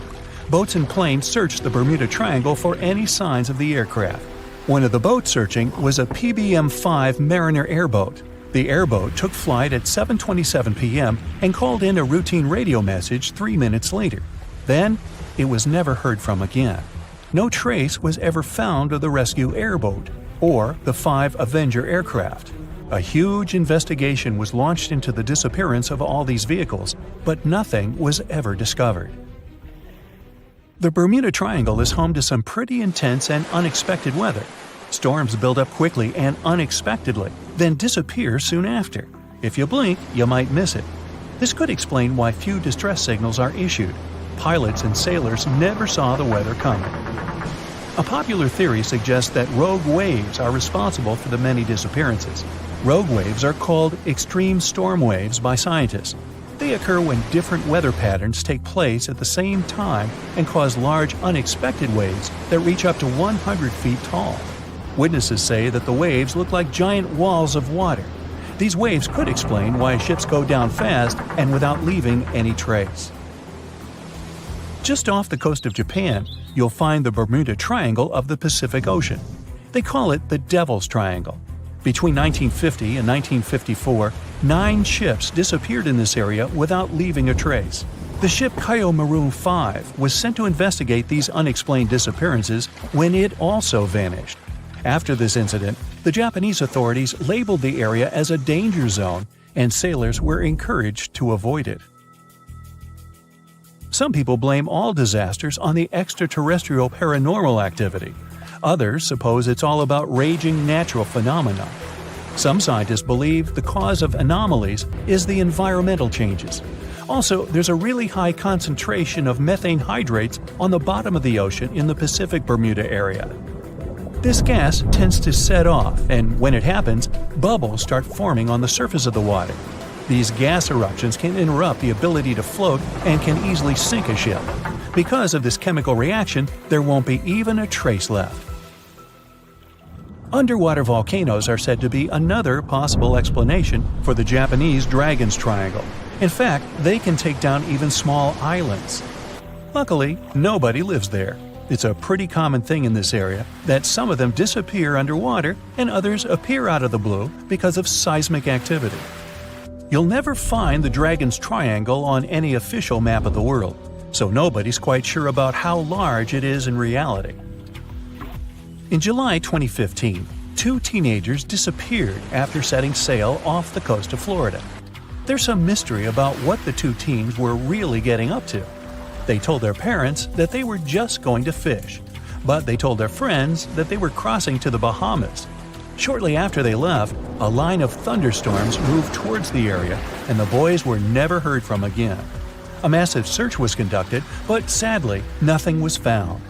1 year later, the pair's boat was found off the coast of Bermuda with a broken iPhone and some personal effects left inside. One of the most popular and bizarre theories trying to solve the Bermuda Triangle mystery comes from Charles Berlitz.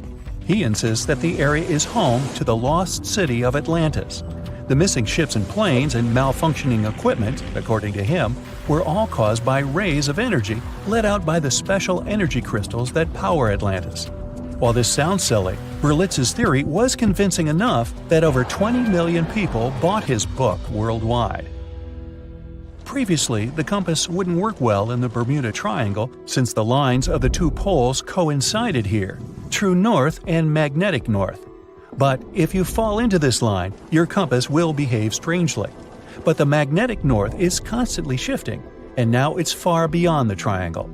No legend says pirates of the last centuries operate in the Bermuda Triangle, or that the Flying Dutchman makes other ships disappear. A popular theory is that ships travel to the distant past or future through a time portal in the Bermuda Triangle. Fortunately, these are all myths. Just imagine hundreds of giant tentacles reaching out to a group of ships sailing through the Bermuda Triangle. In the past centuries, they could easily sink an entire fleet, since the ships were made of wood and were lighter. Squids wrapped decks with their strong tentacles, made holes in the ship's hulls with their sharp beaks. Toothy suction cups could break the masts and tear the sails. The water was filling the holds and slowly rising to the deck. The ship sank in a matter of minutes. Survivors reached the shore and told everyone about huge monsters. This is how the legends of the Kraken appeared. Fortunately, now people have sonars and equipment for monitoring the sea space. They say the main reason why this place is so enigmatic must be the magnetic fields that form this ominous triangle. Ocean floor is made of rocks containing a lot of magnetite. It's more like iron. Magnetic fields react to the high concentration of magnetite on the ocean floor, which may start a sort of conflict between the two. It can often lead to various weather anomalies and, as a result, navigation issues. And naturally, any changes in the ocean floor or the Earth's magnetic fields influence the Bermuda Triangle a lot. Magnetic fields tend to shift their position, so do tectonic plates and even the continents, even though we never notice it. The skies are usually very clear there, but back in 1883, some people witnessed abnormal things in the area. Some claim to have seen large blocks of ice falling from the skies, and the crew even managed to save one as hard proof. Seems like the Bermuda Triangle has an alternate not only on Earth, but even in space. Spacecraft usually don't disappear into thin air, though, like there's no air. This anomalous area is really large and stretches right above the South Atlantic. It occupies the area from Chile to Zimbabwe and sits right at the point where Van Allen radiation belts are the closest to the surface of our planet. The Earth has two such belts, which come in handy trapping the particles that shoot in from the Sun. They do a great job protecting the Earth from radiation. The magnetic field there is lower, so it allows the Earth's radiation belt to come closer to the surface. Whenever a satellite passes by, it will be exposed to radiation, which might lead to serious damage. So, no satellite can take pictures of it. The South Atlantic anomaly is part of the Earth where natural radiation just flows out of control. Still, there is little evidence that all these triangles are really dangerous. Many believe the Bermuda Triangle itself has been proven time and again to be nothing but a work of fiction. In fact, some shipwrecks, such as the Ellen Austin, gained popularity in the middle of the 20th century, while nobody even thought of drawing a triangle in the Bermuda area before that. The mystery was popularized by science fiction writers and became a common myth, while no serious research proved it any more dangerous than other parts of the world's ocean. So, the crew of the Ellen Austin back in 1881 weren't even aware of the Bermuda Triangle back then, let alone afraid of it. What do you think?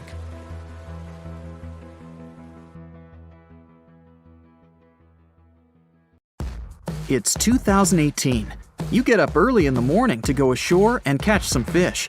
You come to the spot you were yesterday, throw the hook into the sea, and wait. The float is twitching. You've caught some fish, but hey, hello? Why aren't you doing anything? Right now, you don't care about the fish. You're looking at something in the distance. You open your mouth in surprise since you see a huge ship stuck on a shoal. It wasn't here yesterday, so it got here at night. Okay, it'll probably sail away sooner or later. You fish for a few more hours.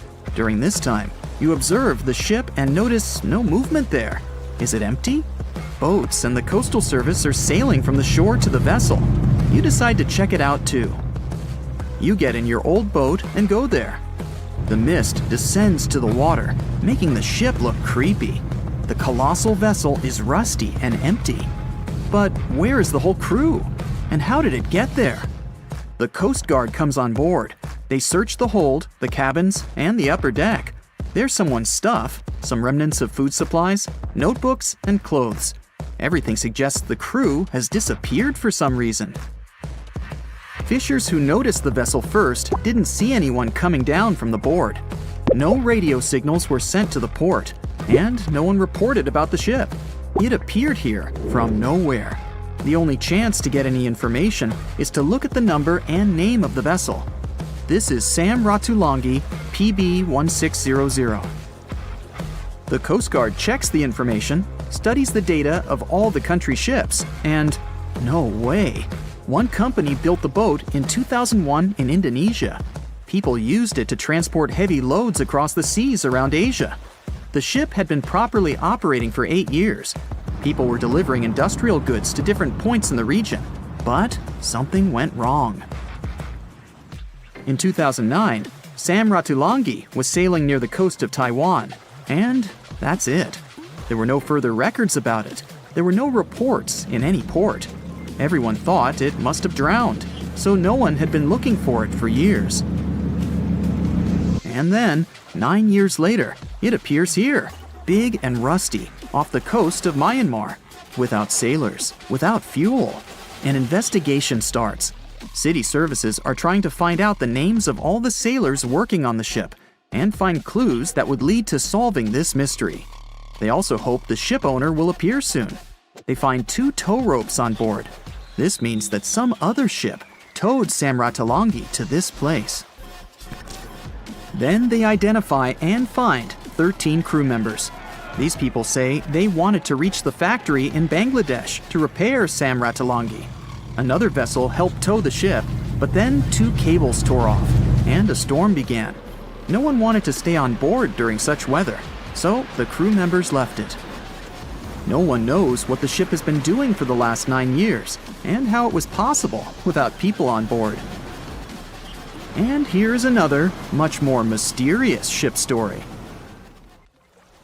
On February 16, 2020, locals found a large cargo ship stuck on a rocky shore off the coast of an Irish village. The boat looked rusty, with holes in the hull and rotten parts. People hadn't seen this vessel the day before, so it appeared there at night.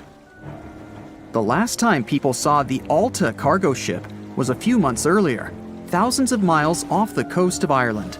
That day, the Alta was sailing in the waters of the Atlantic Ocean. Another ship, the MS Protector, noticed it. MS Protector crew members tried to contact the ship, but received no response. The people on board realized that they were facing an empty vessel. And then, 5 months later, it appeared near the coast of Ireland. There are more questions than answers in this story, but we managed to find something out. In 2015, the Alta appeared and disappeared from the radar several times. Any ship has an internal tracking system, so people can track its route using satellites. But Alta crew members often disabled this system. Perhaps they were engaged in some illegal activity. Anyway, in 2017, the ship often sailed between the ports of Greek islands. Then, the tracking signal disappeared and appeared only 10 months later, off the coast of North Africa. During this time, the ship changed several flags. In September 2018, the Alta was southeast of Bermuda and headed for Haiti. Then, the crew started facing problems. First, the main engine failed right in the middle of the Atlantic Ocean. The ship began to drift. Several days passed, but the crew members weren't able to repair it. They began to run out of food and water supplies. The situation got even worse when they found out that a hurricane was approaching the place. Fortunately, they managed to contact the U.S. Coast Guard. A helicopter flew to the Alta on October 2nd to bring them some supplies. There was enough food for several days. Then, a rescue boat sailed to the ship. It evacuated all the sailors and delivered them to Puerto Rico before the hurricane. The Alta had to drift alone in the ocean. After a while, another ship approached the Alta to tow it to the shores of Guyana. But at this moment, everything went wrong. Someone stole the boat, disabled the tracking system, and sailed away in an unknown direction. After almost a year, the MS Protector found the empty Alta in the waters of the Atlantic Ocean. And then, 9 months later, the ship without a crew sailed to the shores of Ireland. How did it manage to travel across the Atlantic and get to the coast of Ireland? It's still a mystery. Maybe it was just luck. No one else saw the ship all this time. It was just covering huge distances, surviving storms. Who's the captain?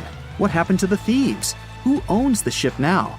One day, someone called the village administration and introduced themselves as the vessel owner. But that unknown person didn't provide any evidence.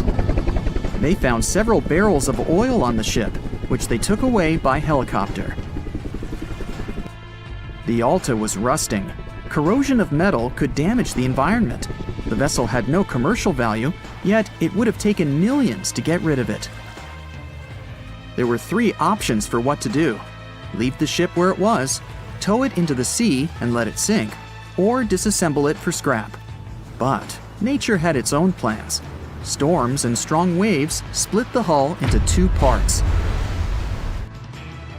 The Alta was drifting without a crew in the waters of the Atlantic Ocean for about 2 years. But this is nothing compared to a ship that was traveling for 38 years. The record belongs to the SS Baychimo. It was a merchant vessel owned by some trading company. In 1931, the ship found itself on the ice off the coast of Alaska. Its movement slowed down. A thick layer of ice blocked the ship, and a strong storm only made the situation worse. The blizzard was so intense that the crew members couldn't see anything but a white veil in front of their eyes. Sailing any further was impossible. The team had to wait for the storm to end. They waited for a day, 2, 3 days. A week had passed, but the snowstorm was only getting stronger. Then, one day, it grew weaker.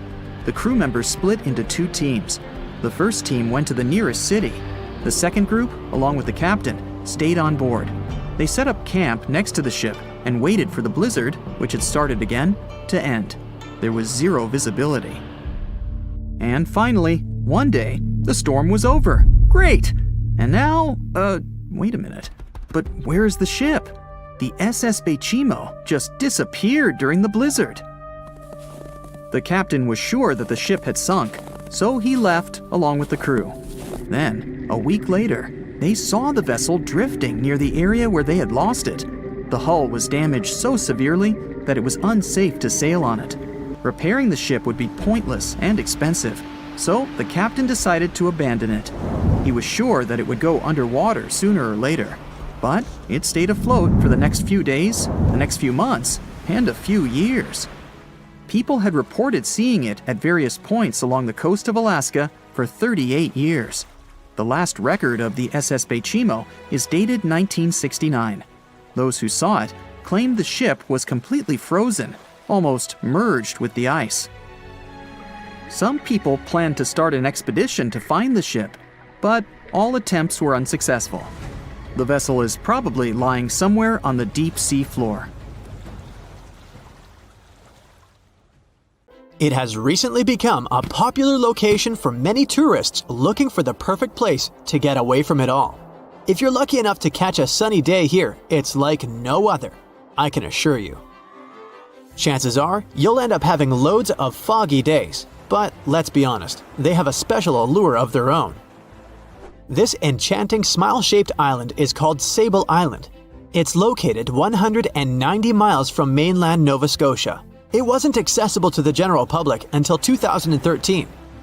That's when it was added to the list of national parks of Canada. You can get here either by plane or by water. But what's so enchanting about this place anyway? There must be something since the yearly tourist count is growing every year. Firstly, there's a spectacular number of wild horses here. There are between 200 and 500 horses roaming free all over the island. There's also a large population of gray seals. The place is also the only breeding location of a rare bird species called the Ipswich sparrow. If you're already considering a trip here, there are some things you need to know first. Remember that fog I mentioned earlier? Well, it turns out that Sable Island is the foggiest place in the Canadian Maritimes. I'm talking about approximately 127 foggy days each year. During such days, Sable Island literally disappears underneath a thick layer of fog. You won't be able to explore the place on your own either. The local regulations state that visitors need to travel within a group, and they also need to keep a 197-foot distance from the wildlife they can encounter here. As charming as this place may be, it holds a dark secret hidden beneath the sandy dunes, and it has nothing to do with beautiful creatures living here or the island's unique vegetation. Apart from being known from its horses and seals, Sable Island is infamous for an overwhelming number of shipwrecks. Over the years, about 350 ships have ended their lives here, on these sandbars. When survivors described their experiences, they usually mentioned harsh weather conditions near this mysterious island. The island also made its way into literature when it was described in a book called The Perfect Storm, which was written by Sebastian Junger and published in 1997. The book was so successful that it was later adapted for the big screen in 2000, with George Clooney playing the leading role. The first recorded shipwreck near Sable Island dates back to 1583. The boat was named the HMS Delight and was under the command of British adventurer and explorer Sir Humphrey Gilbert. Only 17 people managed to survive the catastrophe by escaping in a small boat. Records mention that they spent 7 days at sea before reaching the shores of Newfoundland. In 1884, another vessel named the Nicosia struggled in the thick fog as well. The ship was completely destroyed, but fortunately, all 18 crew members managed to survive. The captain's son was almost lost at sea when a lifeboat capsized when he was climbing into it. He somehow managed to stay underneath the lifeboat, which was completely submerged. When this lifeboat righted, he eventually emerged from the water and was rescued for the second time. The years between 1947 and 1999 were relatively quiet on the island. In 1999, though, a yacht called the Merrimack ran aground near the shore of the island at about 2 a.m. on July 27th. The 40-foot fiberglass boat had a crew of only 3 people. Natural gas exploration workers, who were luckily not far away, rescued them. The crew managed to fly safely to Halifax the next day. The owner of the Merrimack tried to recover his boat by hiring local fishermen. Unfortunately, this operation was unsuccessful, since only the fittings of the yacht were eventually saved. It took no more than 6 weeks for the sand and waves to crush and completely break up the hull of the Merrimack. So what is it about this place that's so dangerous for boats? Does it have anything to do with the weather? Or maybe there's other forces at play? The explanation turns out to be a bit more complex, and it wasn't easy to figure out, at least not way back in the 1500s. First of all, the island is located close to one of the world's richest fishing grounds. Since it's also near one of the major shipping routes between Europe and North America, hundreds of vessels sail past it each year. The likelihood of shipwreck increases when there are so many boats roaming around the area. Sable Island is also in the way of most of the storms that move up the Atlantic coast of North America. It's no surprise that boats often get hurtled straight onto the shores of this island. The weather has a lot to do with it too. During the summer season, the warm air from the Gulf Stream creates a dense fog as it merges with the cool air by the Labrador Current that passes by the island. Other currents don't help the matter. Sable Island is next to the meeting point of 3 major ocean currents: the Gulf Stream, the Labrador Current, and the Belle Isle Current. Since the 1950s, radars and other modern navigation tools have been used on commercial vessels as well. Up until then, the sextant was the main instrument used to figure out a ship's location. It doesn't mean that sextants weren't accurate, but this instrument couldn't work properly without a clear view of the sun or stars, which means it didn't help much in dense fog, such as the one surrounding Sable Island, or when it was cloudy. Often during bad weather, the captain of a ship navigated, relying on their experiences and intuition based on the ship's speed and direction. That's why most of the survivors in shipwrecks near Sable Island said that the captain had simply miscalculated the ship's position, crashing into Sable Island by accident. This dusty, sandy land is as unfriendly to ships as it is to trees. There's reportedly a single tree on the whole island, and it looks a lot more like a bush. It's actually a pine tree. And since the famous island horses don't see it as much of a food source, it somehow managed to survive. Reports say that the tree was planted back in the 1950s. Local authorities were trying to grow a forest on the island to make it a bit more welcoming. They've planted tens of thousands of trees over the years, more than 69,000 evergreens, 600 fruit trees, and about 55 pounds of pine seeds, along with other plants which could survive the conditions on the island. But they were no match for the extreme weather and sandy soil.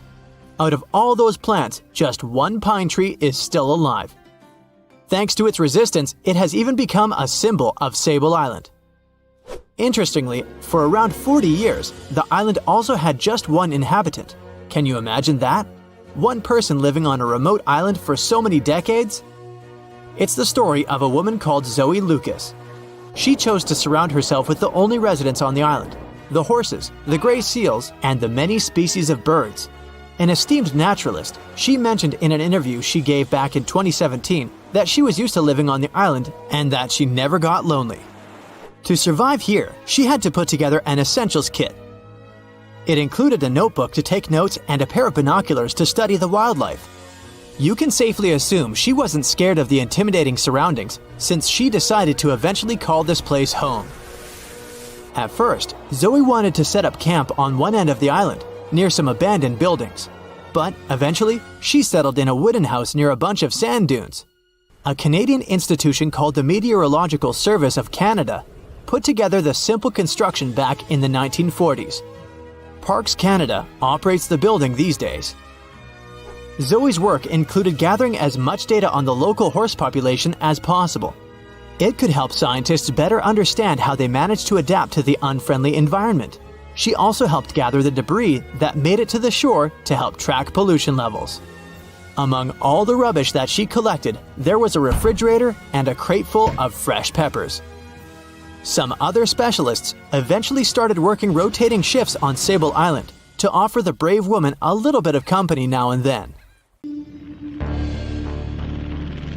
In 1945, 5 TBF Avenger aircraft took flight for a routine training exercise around the Bermuda Triangle. In the middle of the exercise, the planes were struck by intense rain and heavy winds, despite the clear weather forecast. The pilots became extremely disoriented and radioed the base to report that their navigational equipment had stopped working. The last thing the base heard was, "When the first plane drops below 10 gallons, we'll all go down together," and then static. The 5 planes and their 14 crew members were never seen or heard from again. On his very first voyage to the New World in 1492, Christopher Columbus sailed through the Bermuda Triangle. Columbus reported that one night when he was on the deck of the ship, he noticed a giant light appear in the distance, unlike anything he had ever seen before. Columbus looked at his compass for direction, and it gave off erratic readings. You might have noticed that the Bermuda Triangle doesn't appear on any world map. This is because official institutions refuse to acknowledge that the area actually exists. A popular theory suggests that rogue waves are responsible for the many disappearances. Rogue waves are called extreme storm waves by scientists. They occur when different weather patterns take place at the same time and cause large unexpected waves. Witnesses say that the waves look like giant walls of water.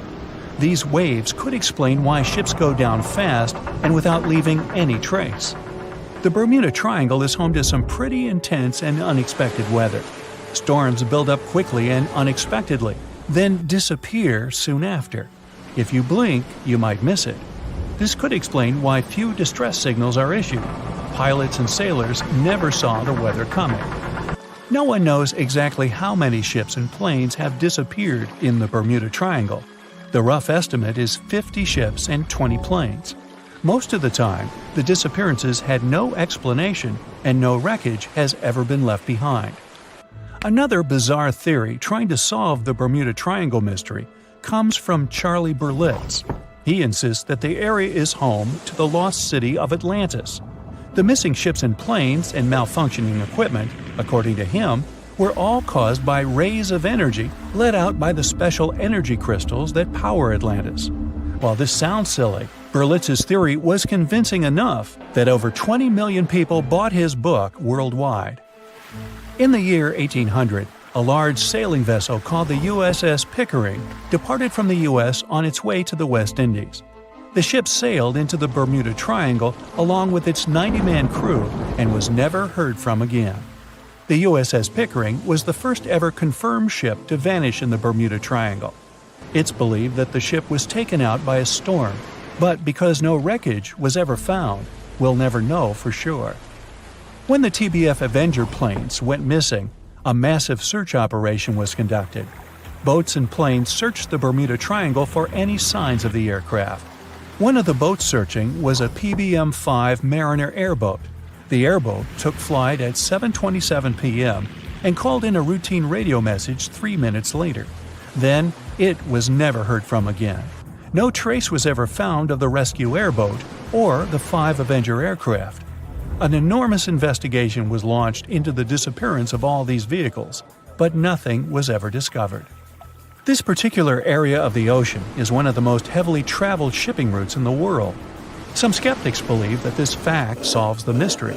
Statistically, the busier the area, the higher the frequency of accidents and disappearances. While this makes sense, it's not the frequency of disappearances that's responsible for the mystery of the Bermuda Triangle. It's the lack of explanation or wreckage found. On the ocean floor, decomposing organisms let off large concentrations of methane gas that gets trapped under the water. This gas can build up until, boom, it ruptures. The gas surges up to the surface and erupts.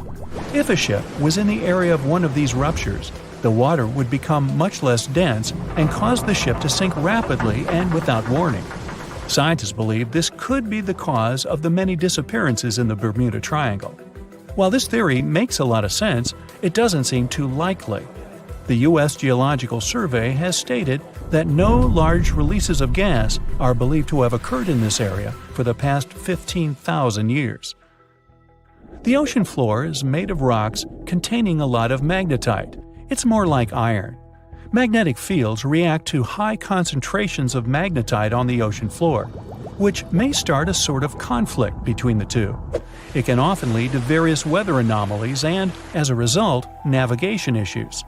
And, naturally, any changes in the ocean floor or the Earth's magnetic fields influence the Bermuda Triangle a lot. Since the magnetic field is constantly moving, it might be also taking the Bermuda Triangle with it. Now that people know where the triangle is, it's easy to avoid it. It supposedly moves eastward together with the magnetic poles, but scientists still can't answer where exactly it will be in a couple of years. Some people blame all the disasters on the extraterrestrial paranormal activity. Others suppose it's all about raging natural phenomena. There's another triangle in Lake Michigan. Just like the one near Bermuda, the Michigan Triangle got its shady reputation for some disappearances. The first recorded one dates back to 1679. A large vessel, one of the largest of that time, set out on an expedition. Yet once it got in the sinister triangle, it never came back. Much later, an aircraft disappeared in this triangle.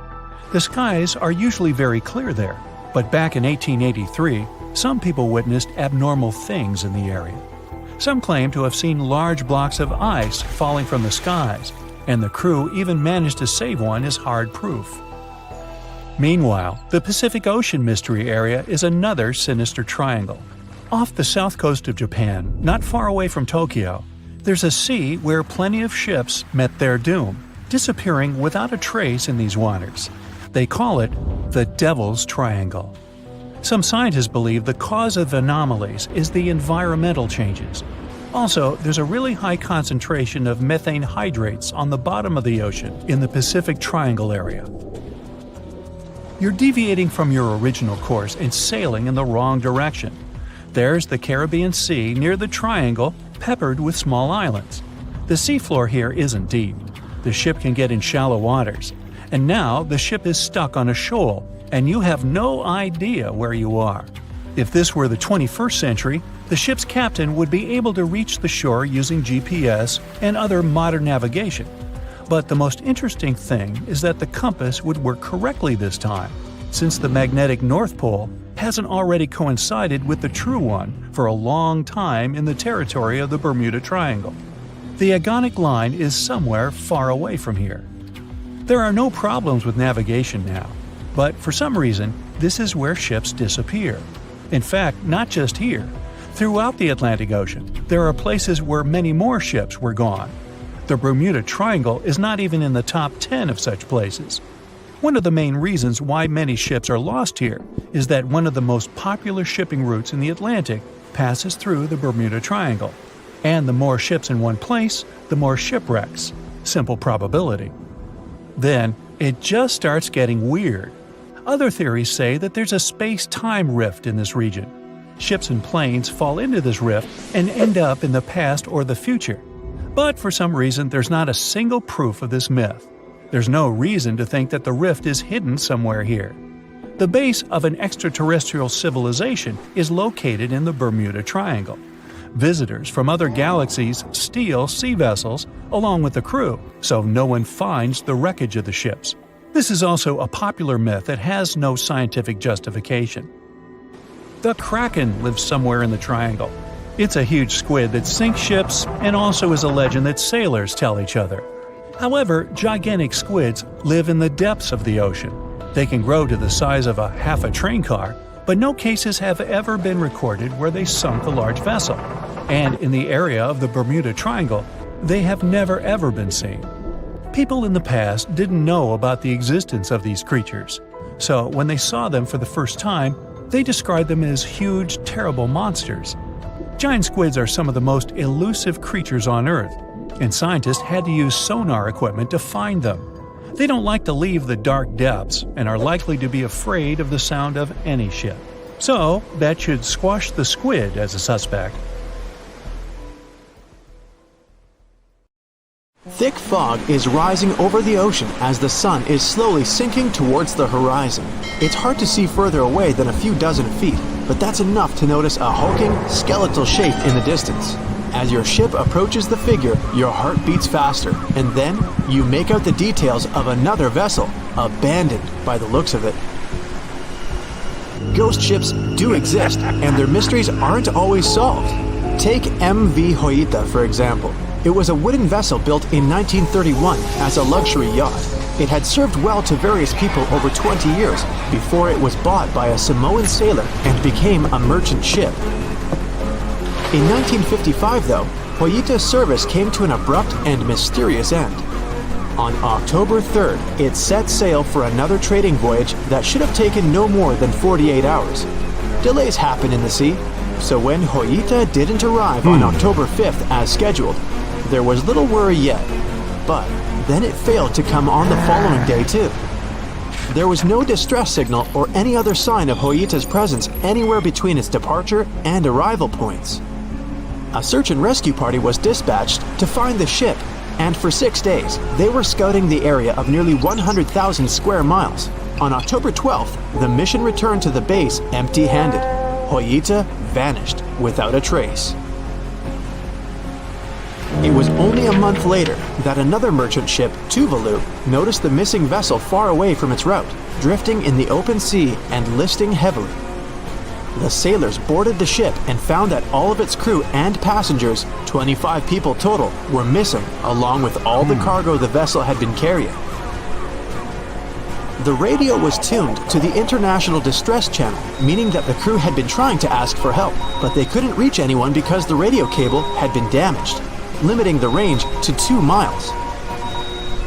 The lifeboats were missing as well, indicating that people on board must have left the ship. Unfortunately, they seem to have taken the logbook with them, leaving the rescue team clueless as to what had happened. Even today, the mystery of MV Joyita hasn't been solved yet. No one knows where the crew and passengers had gone and what had caused them to leave. SV Carol A. Deering wasn't a ghost ship in the usual sense of the word. There were no sightings of it in the open sea. Instead, it was found on the shore, but the circumstances of it running aground are a puzzle shrouded in mystery. Carol A. Deering was built in 1919 in Maine, and it was a large vessel made for commercial voyages. Unfortunately, despite its large cost of construction, it had only served for a year before its last trip. July 19, 1920. The ship was traveling from Puerto Rico to Rio de Janeiro via Newport News to deliver a cargo of coal. It was almost halfway to the final destination when the captain fell seriously ill, and the crew turned back to drop him and his son off and replace the captain. The voyage went without incident, but when it came to Barbados in December to resupply, there were strange moods among the crew. The first mate didn't seem to be happy with the new captain. No one paid much attention to it back then, when they probably should have. The last sighting of Carol A. Deering at sea was on January 28, 1921, when a lightship noticed it off the coast of North Carolina. There was some commotion on the quarterdeck of the ship, where the crew were normally not allowed. Then, another vessel sighted it, but there was already no one on the decks. On January 31st, the merchant ship was found hard aground in the Diamond Shoals, a site notorious for numerous shipwrecks that had been occupying there for centuries. When the search and rescue party boarded the ship, they found it abandoned, the log and personal belongings of the crew gone, along with the 2 lifeboats.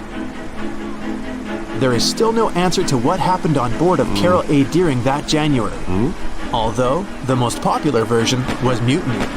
Maybe we'll never find out the truth though. SS Baychimo is perhaps one of the most notable ghost ships in history. This large cargo steamer was built in 1914 in Sweden and plodded its way dutifully over 16 years, trading provisions for pelts with native tribes of Alaska and Canada. But then, on October 1st, 1931, Baychimo got caught in pack ice. At first, it seemed the crew would be able to wait it out and continue on their route because the ship broke free in a couple of days. But in less than a week, it became caught again, this time for good.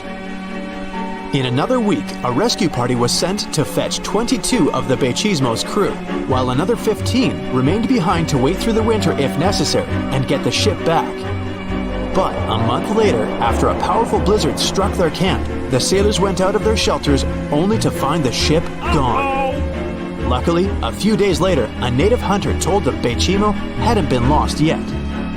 He'd seen it about 45 miles from where they had been stationed. They managed to track it down, but decided the ship wouldn't survive the winter. So they took the most valuable cargo from its hold and abandoned it. They were wrong though. SS Baychimo did survive that winter, and many more that followed. When the ice broke, it sailed away on its own, drifting listlessly along the shores of Canada and Alaska. There were numerous sightings of the ghost ship, sometimes adrift in the open sea, and at other times stuck in the pack ice again. People attempted to board and salvage it, but weather conditions or lack of equipment always prevented them. SS Baychimo was last sighted by native Alaskans in 1969, 38 years after its abandonment. What became of it later remains unknown. The story of SS Orang Medan is one of the most puzzling and harrowing ghost ship stories of the 20th century. No one even knows for sure if the ship even existed in the first place. It wasn't recorded in Lloyd's Shipping, the International Register of Ships, which makes it either a tall tale or a vessel that avoided being officially recognized for some shady reasons. In any case, the accounts as to what happened to the Medan vary. According to most reports, it was carrying some unknown cargo in the Indonesian waters when a distress call was received by another ship in the vicinity. The officer on duty heard an SOS message, but its contents are different depending on the accounts. The message did not repeat, and the crew of Medan didn't answer to any attempts to contact it back. The ship that received the distress call hurried to the rescue, but they only reached the vessel the following day, when it was already drifting and slightly listing. When the rescuers boarded the ship, they found that none of the crew had survived. However, one lifeboat was missing, which implied that there was at least one crew member who managed to escape. What happened to the rest of the people on board remains a mystery to this day.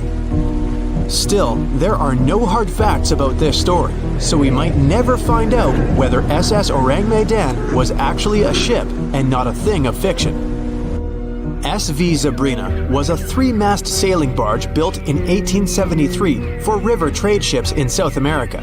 She served for well over 4 decades, proving to be a sturdy and reliable ship. It was later transferred to Europe, where it continued serving its purpose well. But then, in October 1917, Zabrina set sail on a regular voyage only to be found ashore several days later. Mysteriously, although the ship was perfectly intact, the entire crew of 5 and the captain were gone. There is no direct evidence or hard facts as to what really happened that day. The most convincing theory is that the crew were washed away from the deck because of an underwater explosion. And then the ship sailed ahead without them. But the truth, as always, remains unknown. The year was 1854, and the SS Arctic, the fastest passenger liner of its time, set out to cross the Atlantic. As it sailed through the misty veil, it slowly disappeared into the unknown. The Collins Line, an American shipping company, was started in 1818 and only began seriously trading in the transatlantic by 1835. Its steamships crossed the Atlantic from Liverpool to New York within just 10 days. Doesn't sound like a great speed today, I know, but back then, the same thing took other ships several weeks. Light on the water with their wooden hulls, powering through with a strong steam engine, those steamships were the favorite choice for many high-profile people. What could go wrong with such an advanced ship, they thought. This reminds me of some other ship everyone believed to be unsinkable. But anyway, back to the Collins Line. It grew to be a serious contender on transatlantic routes, with only one other competitor, the Cunard's Line. It was a British company also aiming to be the main force through the Arctic Passage.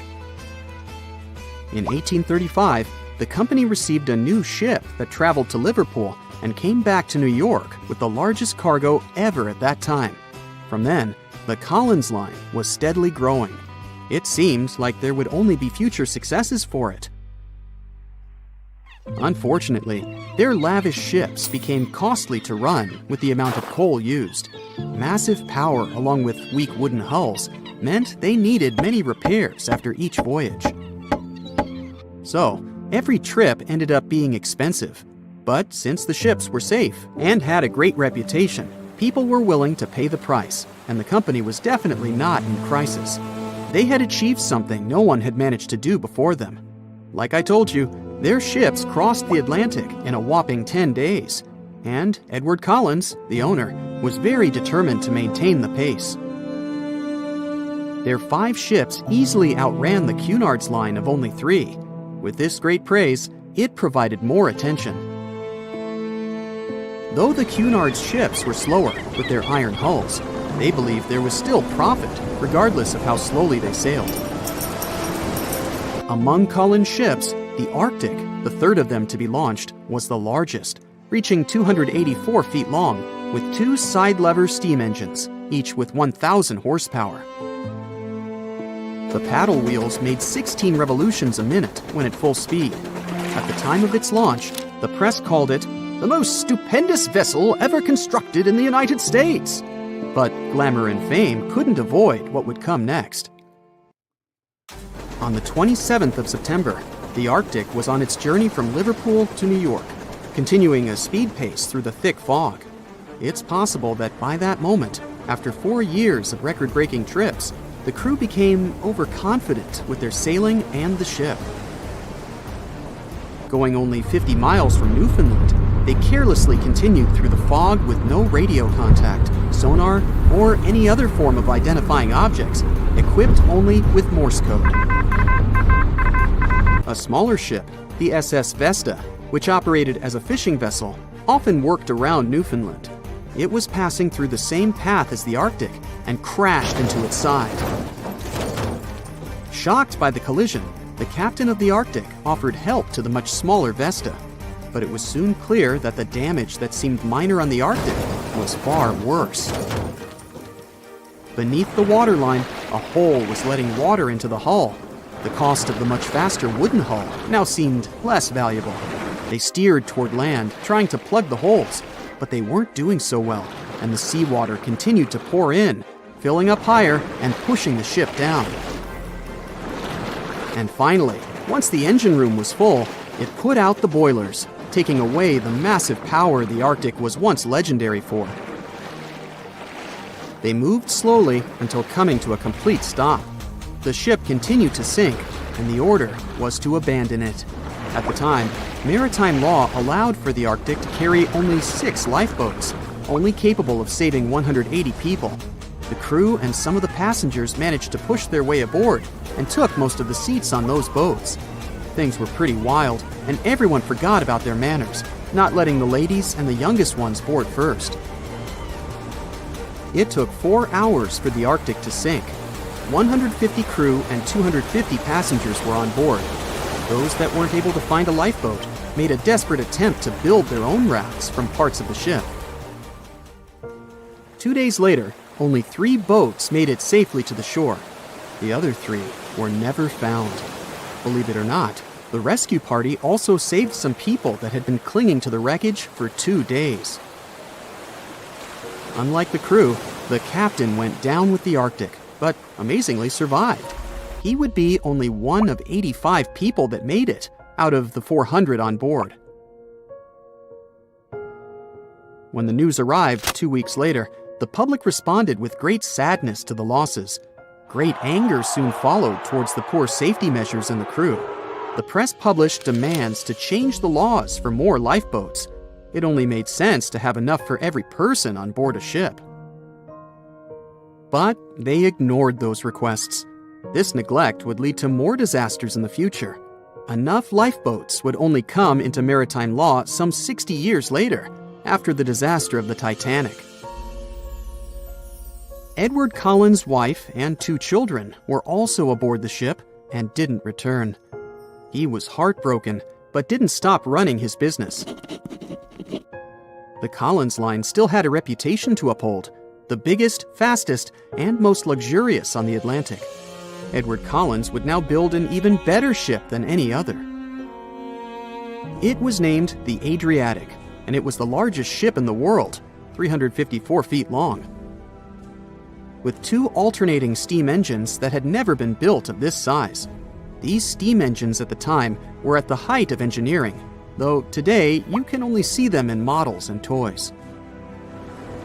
With the new addition of 2 masts, the Adriatic would also be able to sail if needed. Luckily, they made some lessons from the disaster of the Arctic. But before their new ship, the Adriatic, was built, another disaster had occurred. The sister ship of the Arctic had also sunk.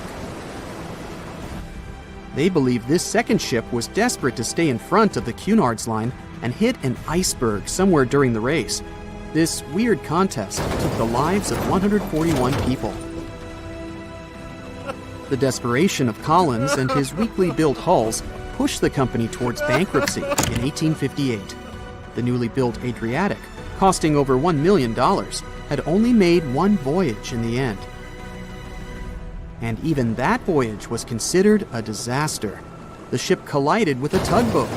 It still managed to finish its maiden voyage at a suitable time. After the company had gone bankrupt, they had to sell the ship for only $50,000. They removed the great giant engines, replacing them with only sails. Although it was once the greatest ship on the high seas, it was only 30 years later until it was abandoned, labeled irreparable, and anchored in a river. The other remaining ships were also sold and only used for parts. Edward Collins left the industry altogether, seeking work on dry land instead. As the Collins line was no longer in the mix, the Cunards would grow in strength. Without competition, they would win the Blue Ribbon for the next 30 years, and 180 years later, after producing hundreds of ships. They still have a constant presence on the seas as they provide transatlantic crossings, world voyages, and leisure cruises. To this day, the Cunard Line is the only one to run ships between Europe and America, and it's great proof that it's not always the fastest that's the best. The megalodon was the biggest shark to ever live. Not only that, it's one of the biggest fish and the largest predator in Earth's history. They've been known to reach lengths of up to a whopping 70 feet. That's over 3 times longer than the biggest great white shark on record. The females have also been found to be around twice the size of the males. The megalodon could swallow a small car without it even touching its teeth, if cars had been around then. Its teeth could grow to over 7 inches long. It looks like we're going to need a bigger boat, and best make it steel-plated, as this shark can easily gnaw its way through ships. The underwater terror could bite a ship clean in half, with the highest bite force ever calculated for any animal, living or extinct. The force of its ferocious bite was up to 40,000 pounds. That's around 108,000 times the strength of a human's and 10 times the force of a modern crocodile's bite. Its chomp is so strong that it makes the T-Rex's bite look about as powerful as my granny's after she's taken her dentures out. In fact, the Meg was so big and powerful that it had no natural predators. It was the uncrowned king of the seas, swimming freely from ocean to ocean. This cosmopolitan creature was found all over the world, from America to Europe and Australia to Japan, assuming there were countries back then. Meg fossils have been found on every continent except Antarctica.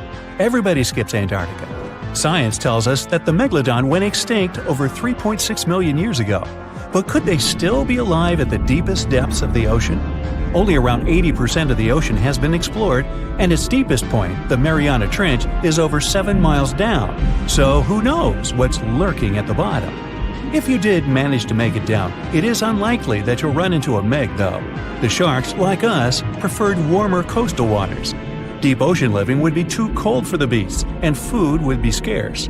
Their entire bodies would also have to evolve to avoid being squished by the enormous water pressure down there. It's unlikely they're still around, but not impossible. Some good news, if you do run into one, is that the shark is pretty unlikely to eat you. You are way too small a meal for the megalodon, even if you have a couple of friends with you. This guy eats whales that are over 50 feet long. If you're having a beach party, though, it's a different story. In a beach full of swimmers, the shark very well might creep up, scooping several humans into its giant mouth without even chewing. But wait, let's rewind. How does the shark take down a 50-foot whale? It first bites off its fins, making the whale unable to swim away. It then casually munches it down piece by piece. Because of their size, sharks had to consume over a ton of food every single day just to sustain themselves, like me. All that food made the megalodon extremely heavy. They range from anywhere between 50 to over 100 tons. For context, that's around the same as 7 to 16 adult male African elephants. To fit all this food in, their jaws had to open pretty wide. A megalodon's jaw could span 9 by 11 feet wide. That's easily big enough to swallow 2 adult humans side by side. The fearsome name megalodon comes from 2 Greek words, mega meaning big and odont meaning tooth. So combined, they mean what? Big tooth. And it certainly lives up to its name. Just one of its chompers is the same size as a human head. It had 276 humongous teeth in total across 5 terrifying rows. In all of history, only a couple of saber-toothed cats and the T-Rex had consistently bigger teeth. Now that's a showdown I'd like to watch. The megalodon vanished millions of years ago, leaving only huge teeth to be found by modern archaeologists. They literally disappeared with very few traces left. Scientists believe that over time, sea levels dropped and the ocean temperatures went down rapidly. Over a third of all marine life was wiped out as the oceans cooled, and a number of animals at the bottom of the food chain plummeted. This had a catastrophic effect on the hungry predators at the top. Sorry guys. It became way too cold for these sun-loving sharks too, which made it difficult for them to reproduce since they gave birth in warm waters. The megalodon is usually described as a sort of giant great white shark, but this is just a common myth. In fact, the ancestors of today's great white existed at the same time as the meg. But they weren't best buddies, and were even in competition with each other. The great white shark was a better hunter, using its smaller size and agility to snap up the meg's prey quickly. They were also known to eat meg pups, who were only half their size. This didn't help the whole extinction thing. Even infant megalodons were huge, coming in at just under 7 feet. While a great white was no match for an adult meg in a head-to-head fight, they sure weren't scared of stealing their food. This only left the bigger fish and whales for the meg, but its food supplies began to run out as the whales swam to the cooler new seas. The whales adapted to prefer the colder temperatures, leaving our friend the meg behind. The megalodons either starved or were frozen into extinction by the Ice Age. Rather than a great white, the megalodon is more like a modern bull shark. It had a short snout, flat lower jaw, and huge pectoral fins to support its massive weight and size. As scary as they are, these sharks were actually caring family guys. Several megalodon nursery areas have been discovered in Florida, Maryland, and Panama. They gave birth to their young in shallow water environments. We know this from discovering loads of tiny megalodon teeth found in these areas. Gee, I wonder if they had nannies too. But how come there are so many megalodon teeth out there for us to analyze? Well, due to their messy, aggressive eating habits, sharks regularly lose their teeth. They lose a set of teeth every 1 to 2 weeks. That's 40,000 teeth in a lifetime. They must rake in a fortune from the tooth fairy. Because of this, their teeth were continuously raining down to the ocean floor. Luckily for us, they're also the hardest part of a shark skeleton, which is why so many teeth have survived and become fossilized. It's fair to say that the first discoveries of the meg's teeth confused people. Early discoverers thought the meg's teeth were petrified tongues of ancient serpent creatures. They even used to call them tongue stones. It's also a common myth that the megalodon was around at the same time as the dinosaurs, although this would have been pretty cool. The dinosaurs were wiped out around 66 million years ago, but the megalodons came much later. The oldest meg fossil is only around 23 million years old, but it's tricky to pinpoint the exact date. After all, calendars weren't invented yet. They became extinct way before humans even evolved. The earliest Homo sapiens, which is a fancy name for the first humans, emerged about 2.5 million years ago. But what if the megalodon shark didn't go extinct? Whale populations have dropped drastically since these guys were last around, so there'd be way fewer whales for them to chomp down on.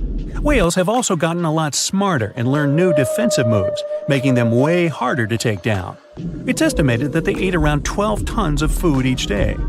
If they were still around and eating that much, they'd be forced to eat smaller fish, and there'd be barely enough big fish for us humans to survive on. The naughty megalodons would also be able to track fishing boats and steal the fish that they worked hard to collect. It's safe to say we'd see a lot less fish in the aisles of your neighborhood supermarket. As our ocean temperatures are heating up again, the sharks would also thrive and reproduce faster than ever. There'd be more and more of these giant eating machines in the water, reducing our fish supply even more. It would also cause massive problems for cargo ships and cruising vessels. Imagine coming into contact with one of these bad boys while you're sunbathing on the deck. Even beachgoers would be hard hit. Megalodons give birth in shallow waters, so many of our favorite beaches would quickly become dangerous shark nursing grounds. Hey, where did that beach volleyball game go? They were playing just a moment ago. Giant container ships are responsible for much of the global trade. Thanks to them, you receive your orders from overseas, sooner or later. But they do have a problem just like any mechanical vessel. They tend to break down. That's where these little bad boys come in. Tugboats are meant to help any stranded vessel that either lost power or sustained any technical or physical damage. Besides being salvage vessels, tugboats also help guide ships when they dock. Since these ships are massive, underline, they require little tugboats to survey the surroundings and help them navigate to dock properly.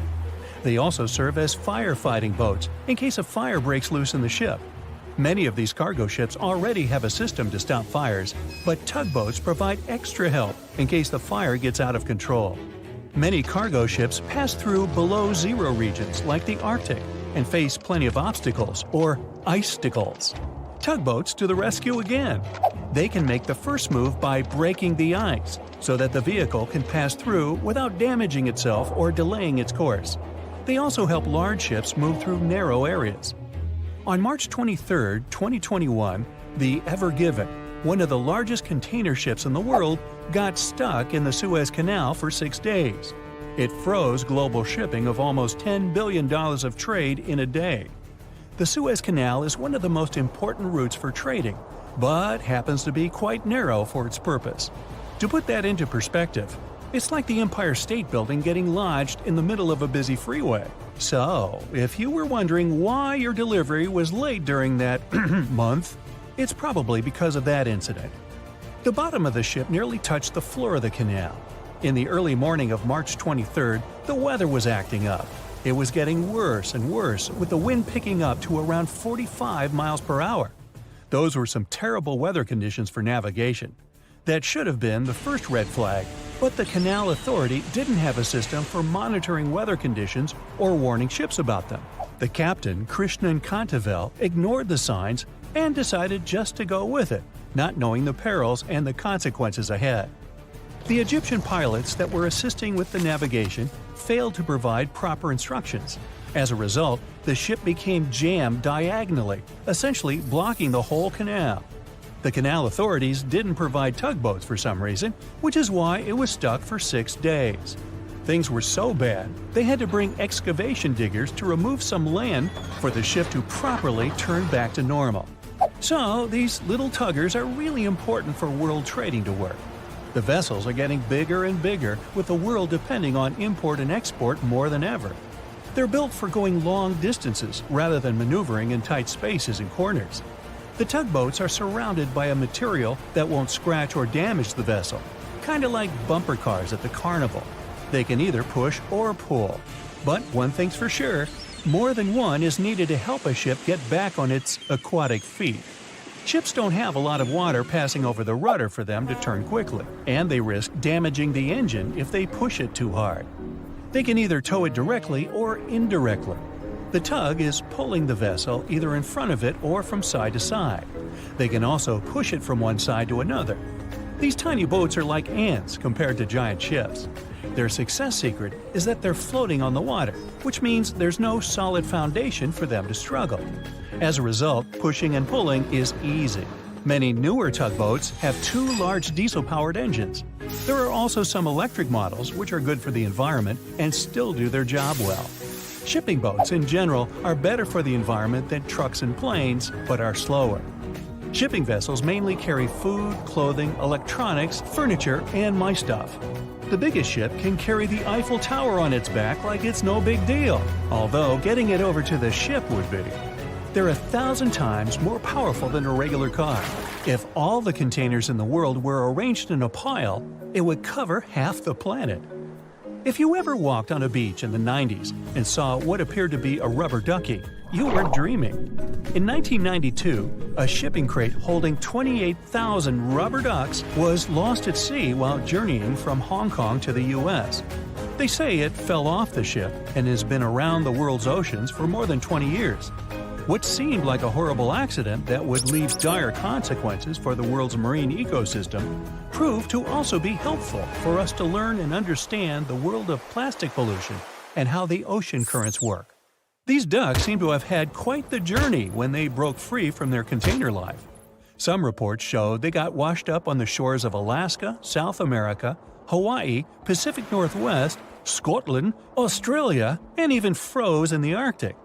Rather than making their way to thousands of bathrooms in the U.S., they went rogue and backpacked around the world to see what else lies beyond tiled walls and bubble baths.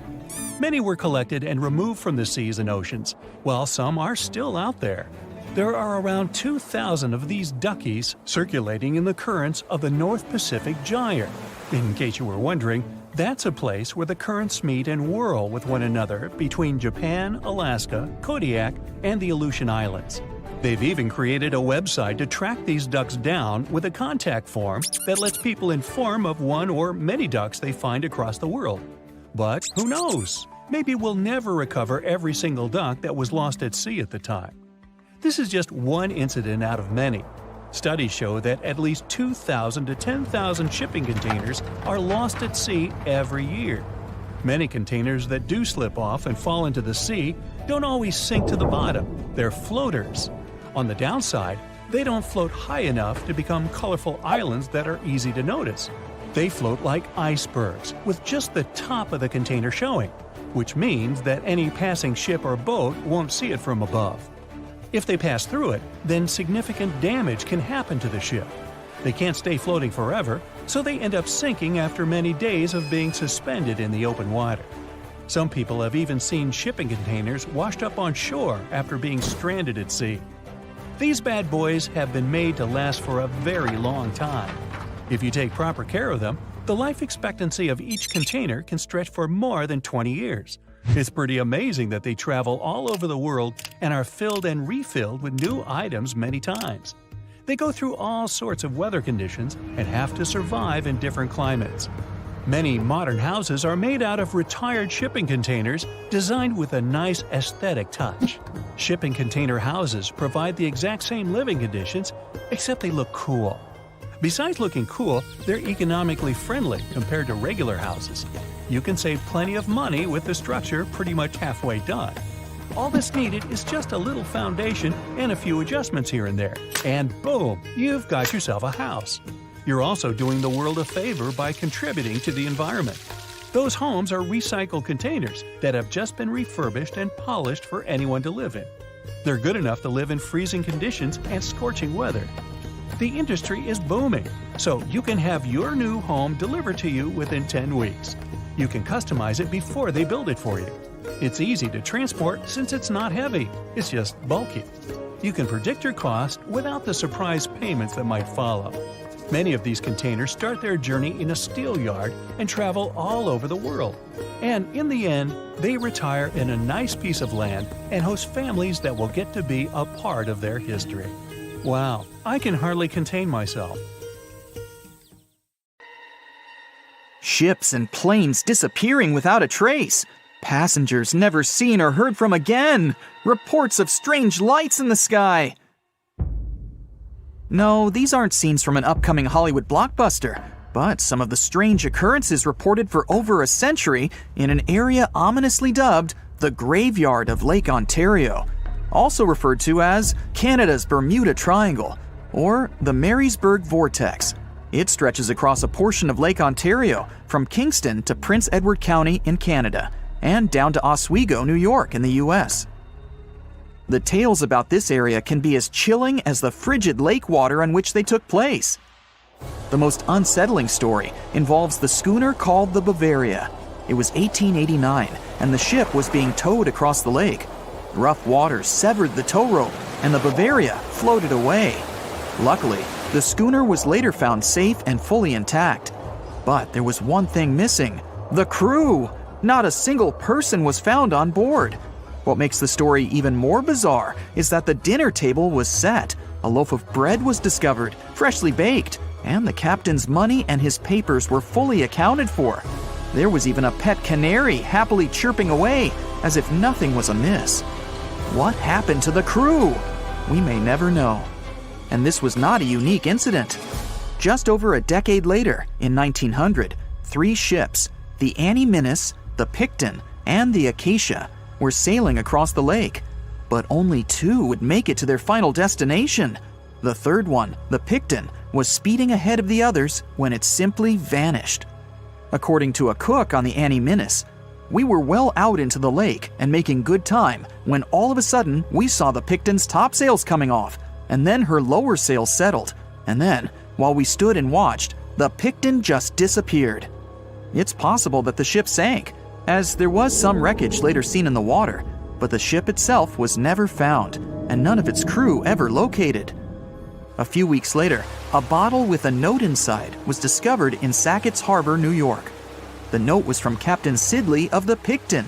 "Have lashed Vesey to me with heaving line, so that we will be found together." Vesey was the captain's 12-year-old son. The note creates more questions than answers. If the witnesses were correct, the ship's disappearance was quite quick. When did Captain Sidley know he was in danger? Why not signal for help if he had any warning? And when did he have time to write a note, bottle it, and tie himself to his son? It truly is a mystery. And it was not just ships that ran afoul of the strange forces in the area.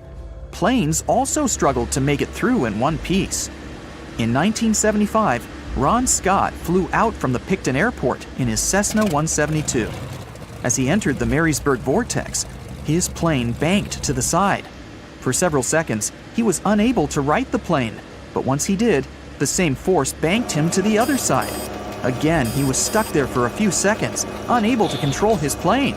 A skilled pilot, he had never experienced anything like it before. He was certainly luckier than Royal Canadian Air Force pilot Barry Allen Newman. Newman was at the same spot back in 1952, when he lost control of his jet and crashed into the lake. To this day, his body has not been found. In total, over 270 ships and at least 40 planes have met a tragic end in this area. And adding to the mystery, sometimes people report a series of bright lights or orbs, or a dark ship hovering in the sky. These are even harder to explain. Witnesses willing to report them are adamant they are true.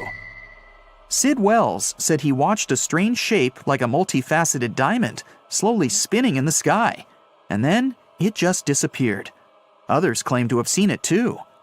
Of course, the Marysburg vortex is just one of several places around the world known as vile vortices, a term coined by biologist and writer Ivan T. Sanderson. He discovered 12 other equally spaced areas on the surface of Earth where funny things happen. The best known of these, of course, is the dreaded Bermuda Triangle. Situated in the Atlantic Ocean between Bermuda, Florida, and Puerto Rico, it has been blamed for the disappearance of thousands of people. They went in, on boats or in planes, but they never came out. Even the explorer Christopher Columbus experienced the mystery of the Bermuda Triangle during his first voyage to America in 1492. He said the compasses pointed in the wrong direction, the sea levels seemed to change dramatically, and he even spotted strange lights in the sky. In 1918, the USS Cyclops, which was one of the US Navy's biggest fuel ships, disappeared there. Since the 309 crew members were declared lost at sea when the Cyclops vanished, it's seen as the largest loss of life in the history of the US Navy in a single incident. At the time, the weather was good. The one message sent that day from the ship indicated no issues or concerns, and a distress signal was never sent. A thorough naval investigation followed. Its conclusion? Many theories have been advanced, but none that satisfactorily accounts for the ship's disappearance. In other words, the investigators were stumped. There's also the Dragon's Triangle, located in the Pacific Ocean. The most disturbing story involves a group of Japanese vessels that disappeared in the 1950s. When researchers were sent to investigate what happened, they too disappeared. In each case, it's impossible to truly know what occurred. and it's easy to get caught up in stories of giant sea monsters lurking beneath the waves. Who doesn't like a good scare? And Sanderson was willing to accept the possibility of such stories being true. He believed the vile vortices that he studied could be explained by anything from a wrinkle in the space-time continuum to magnetic abnormalities to underwater people. Of course, Sanderson was not only a huge fan of strange places, he also wrote about strange creatures like Bigfoot and the Loch Ness Monster. His skills as an impartial scientist are questionable, though. In 1948, he claimed that some 3-toed footprints found at Clearwater Beach in Florida were proof of 15-foot-tall penguins, arguing that they were impossible to fake. In 1988, Tony Singerini revealed that he and his friend, attaching some cast-iron feet to his high-top sneakers, were behind the giant penguin hoax. So maybe Sanderson isn't the most reliable source after all, but there are also some very compelling and wholly natural explanations. Let's look specifically at the Marysburg Vortex. It's entirely possible that ships like the Bavaria and the Picton were done in by a mix of bad luck and bad weather. Unsettled weather is certainly not uncommon on Lake Ontario, and flash storms on the open water can prove dangerous to the most skilled sailor. And even today, with advances in weather forecasting, we get it wrong all the time. Back then, there was no way to predict that a storm was just around the corner. And the weather was just one issue. Historian Mark Seguin said that the area was always known to be dangerous, as the lakebed quickly becomes shallow along the eastern shore. There are also small rocky islands and shoals scattered throughout the area, making sailing a risky venture, especially for larger vessels or those weighed down by heavy cargo.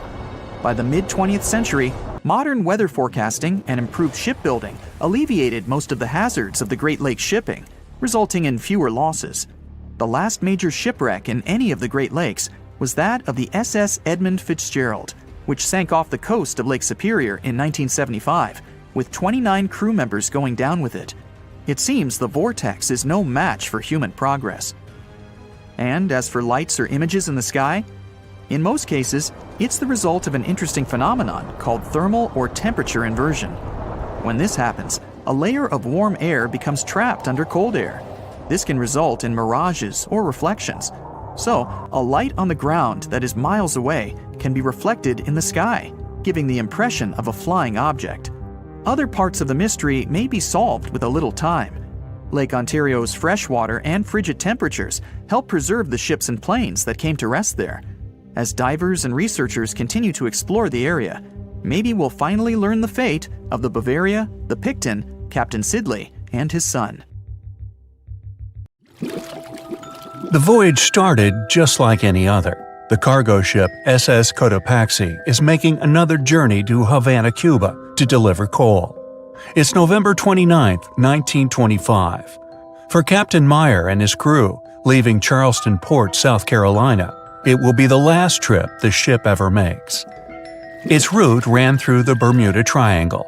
2 days into the trip, the Cotopaxi sent out a distress signal. It had got caught up in a strong tropical storm and turned over on its side. The wind was very strong and there was powerful lightning as well. Rain gradually filled the ship's hold.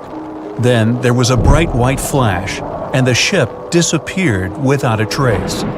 Later, its wreckage was found in the Gobi Desert, which is in a completely different part of the world. All 32 crew members, including the captain, were missing. Of course, the part about the Gobi Desert is fictional. For one of his movies, Steven Spielberg came up with the idea that the ship was moved there by aliens. Still, in real life, the ship was never found, and its crew really did disappear.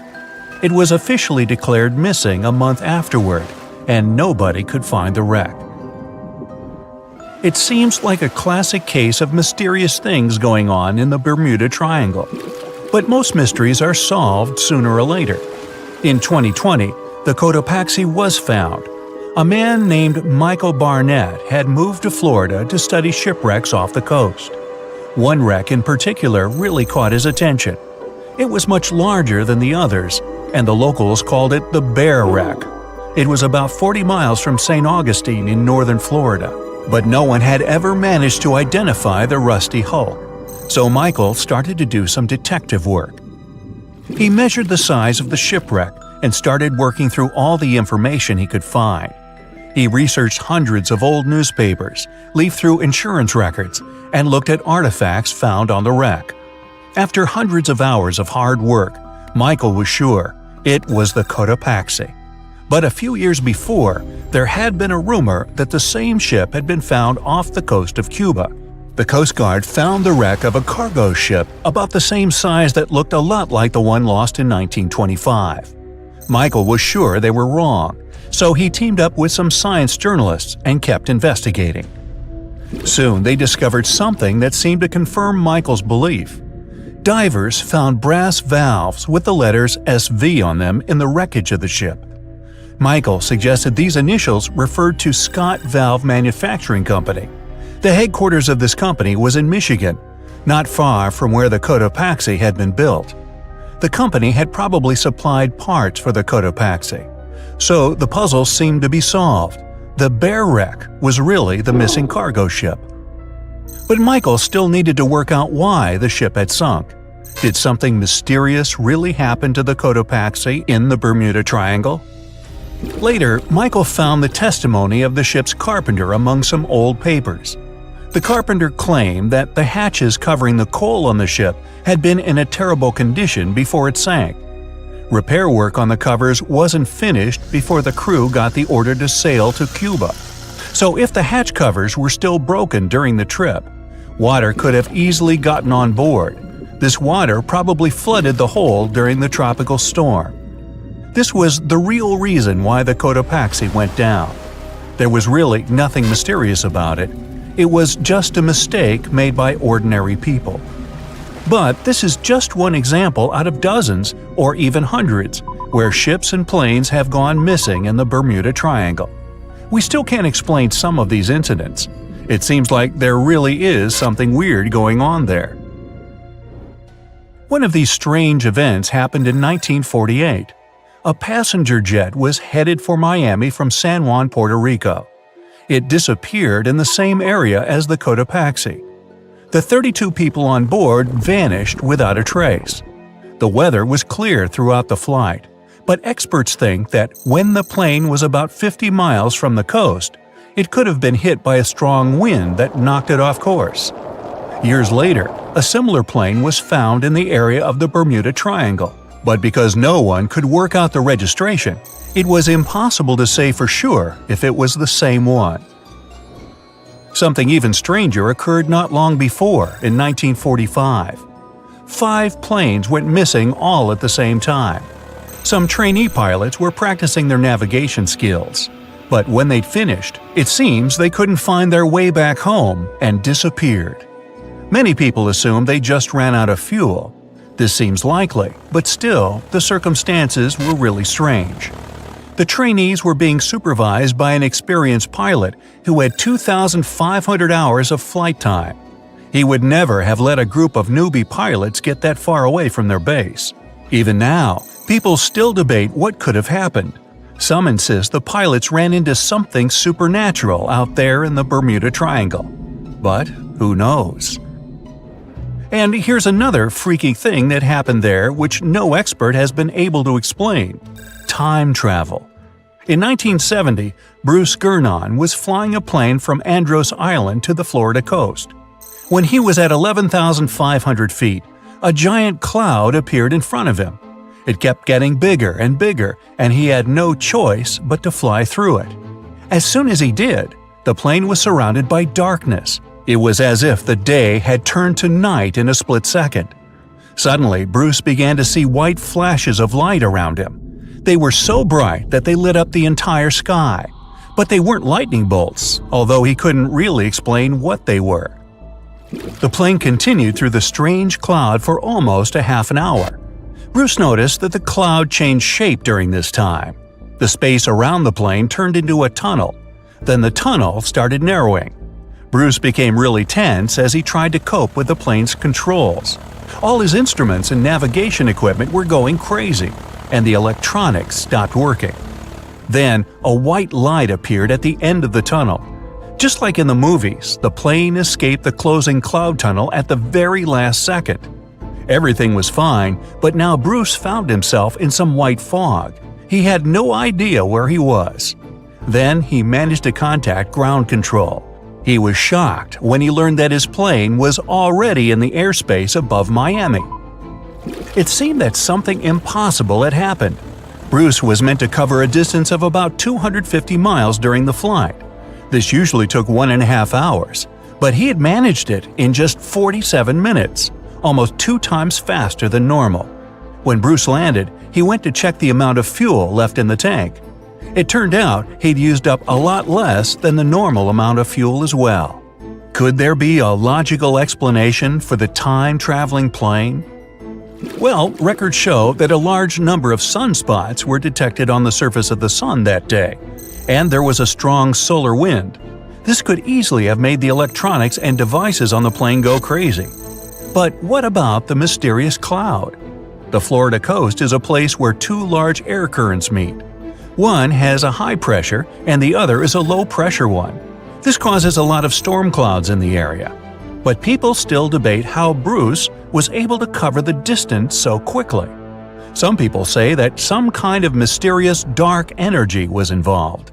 Others say it was a gravitational anomaly that curves space and time.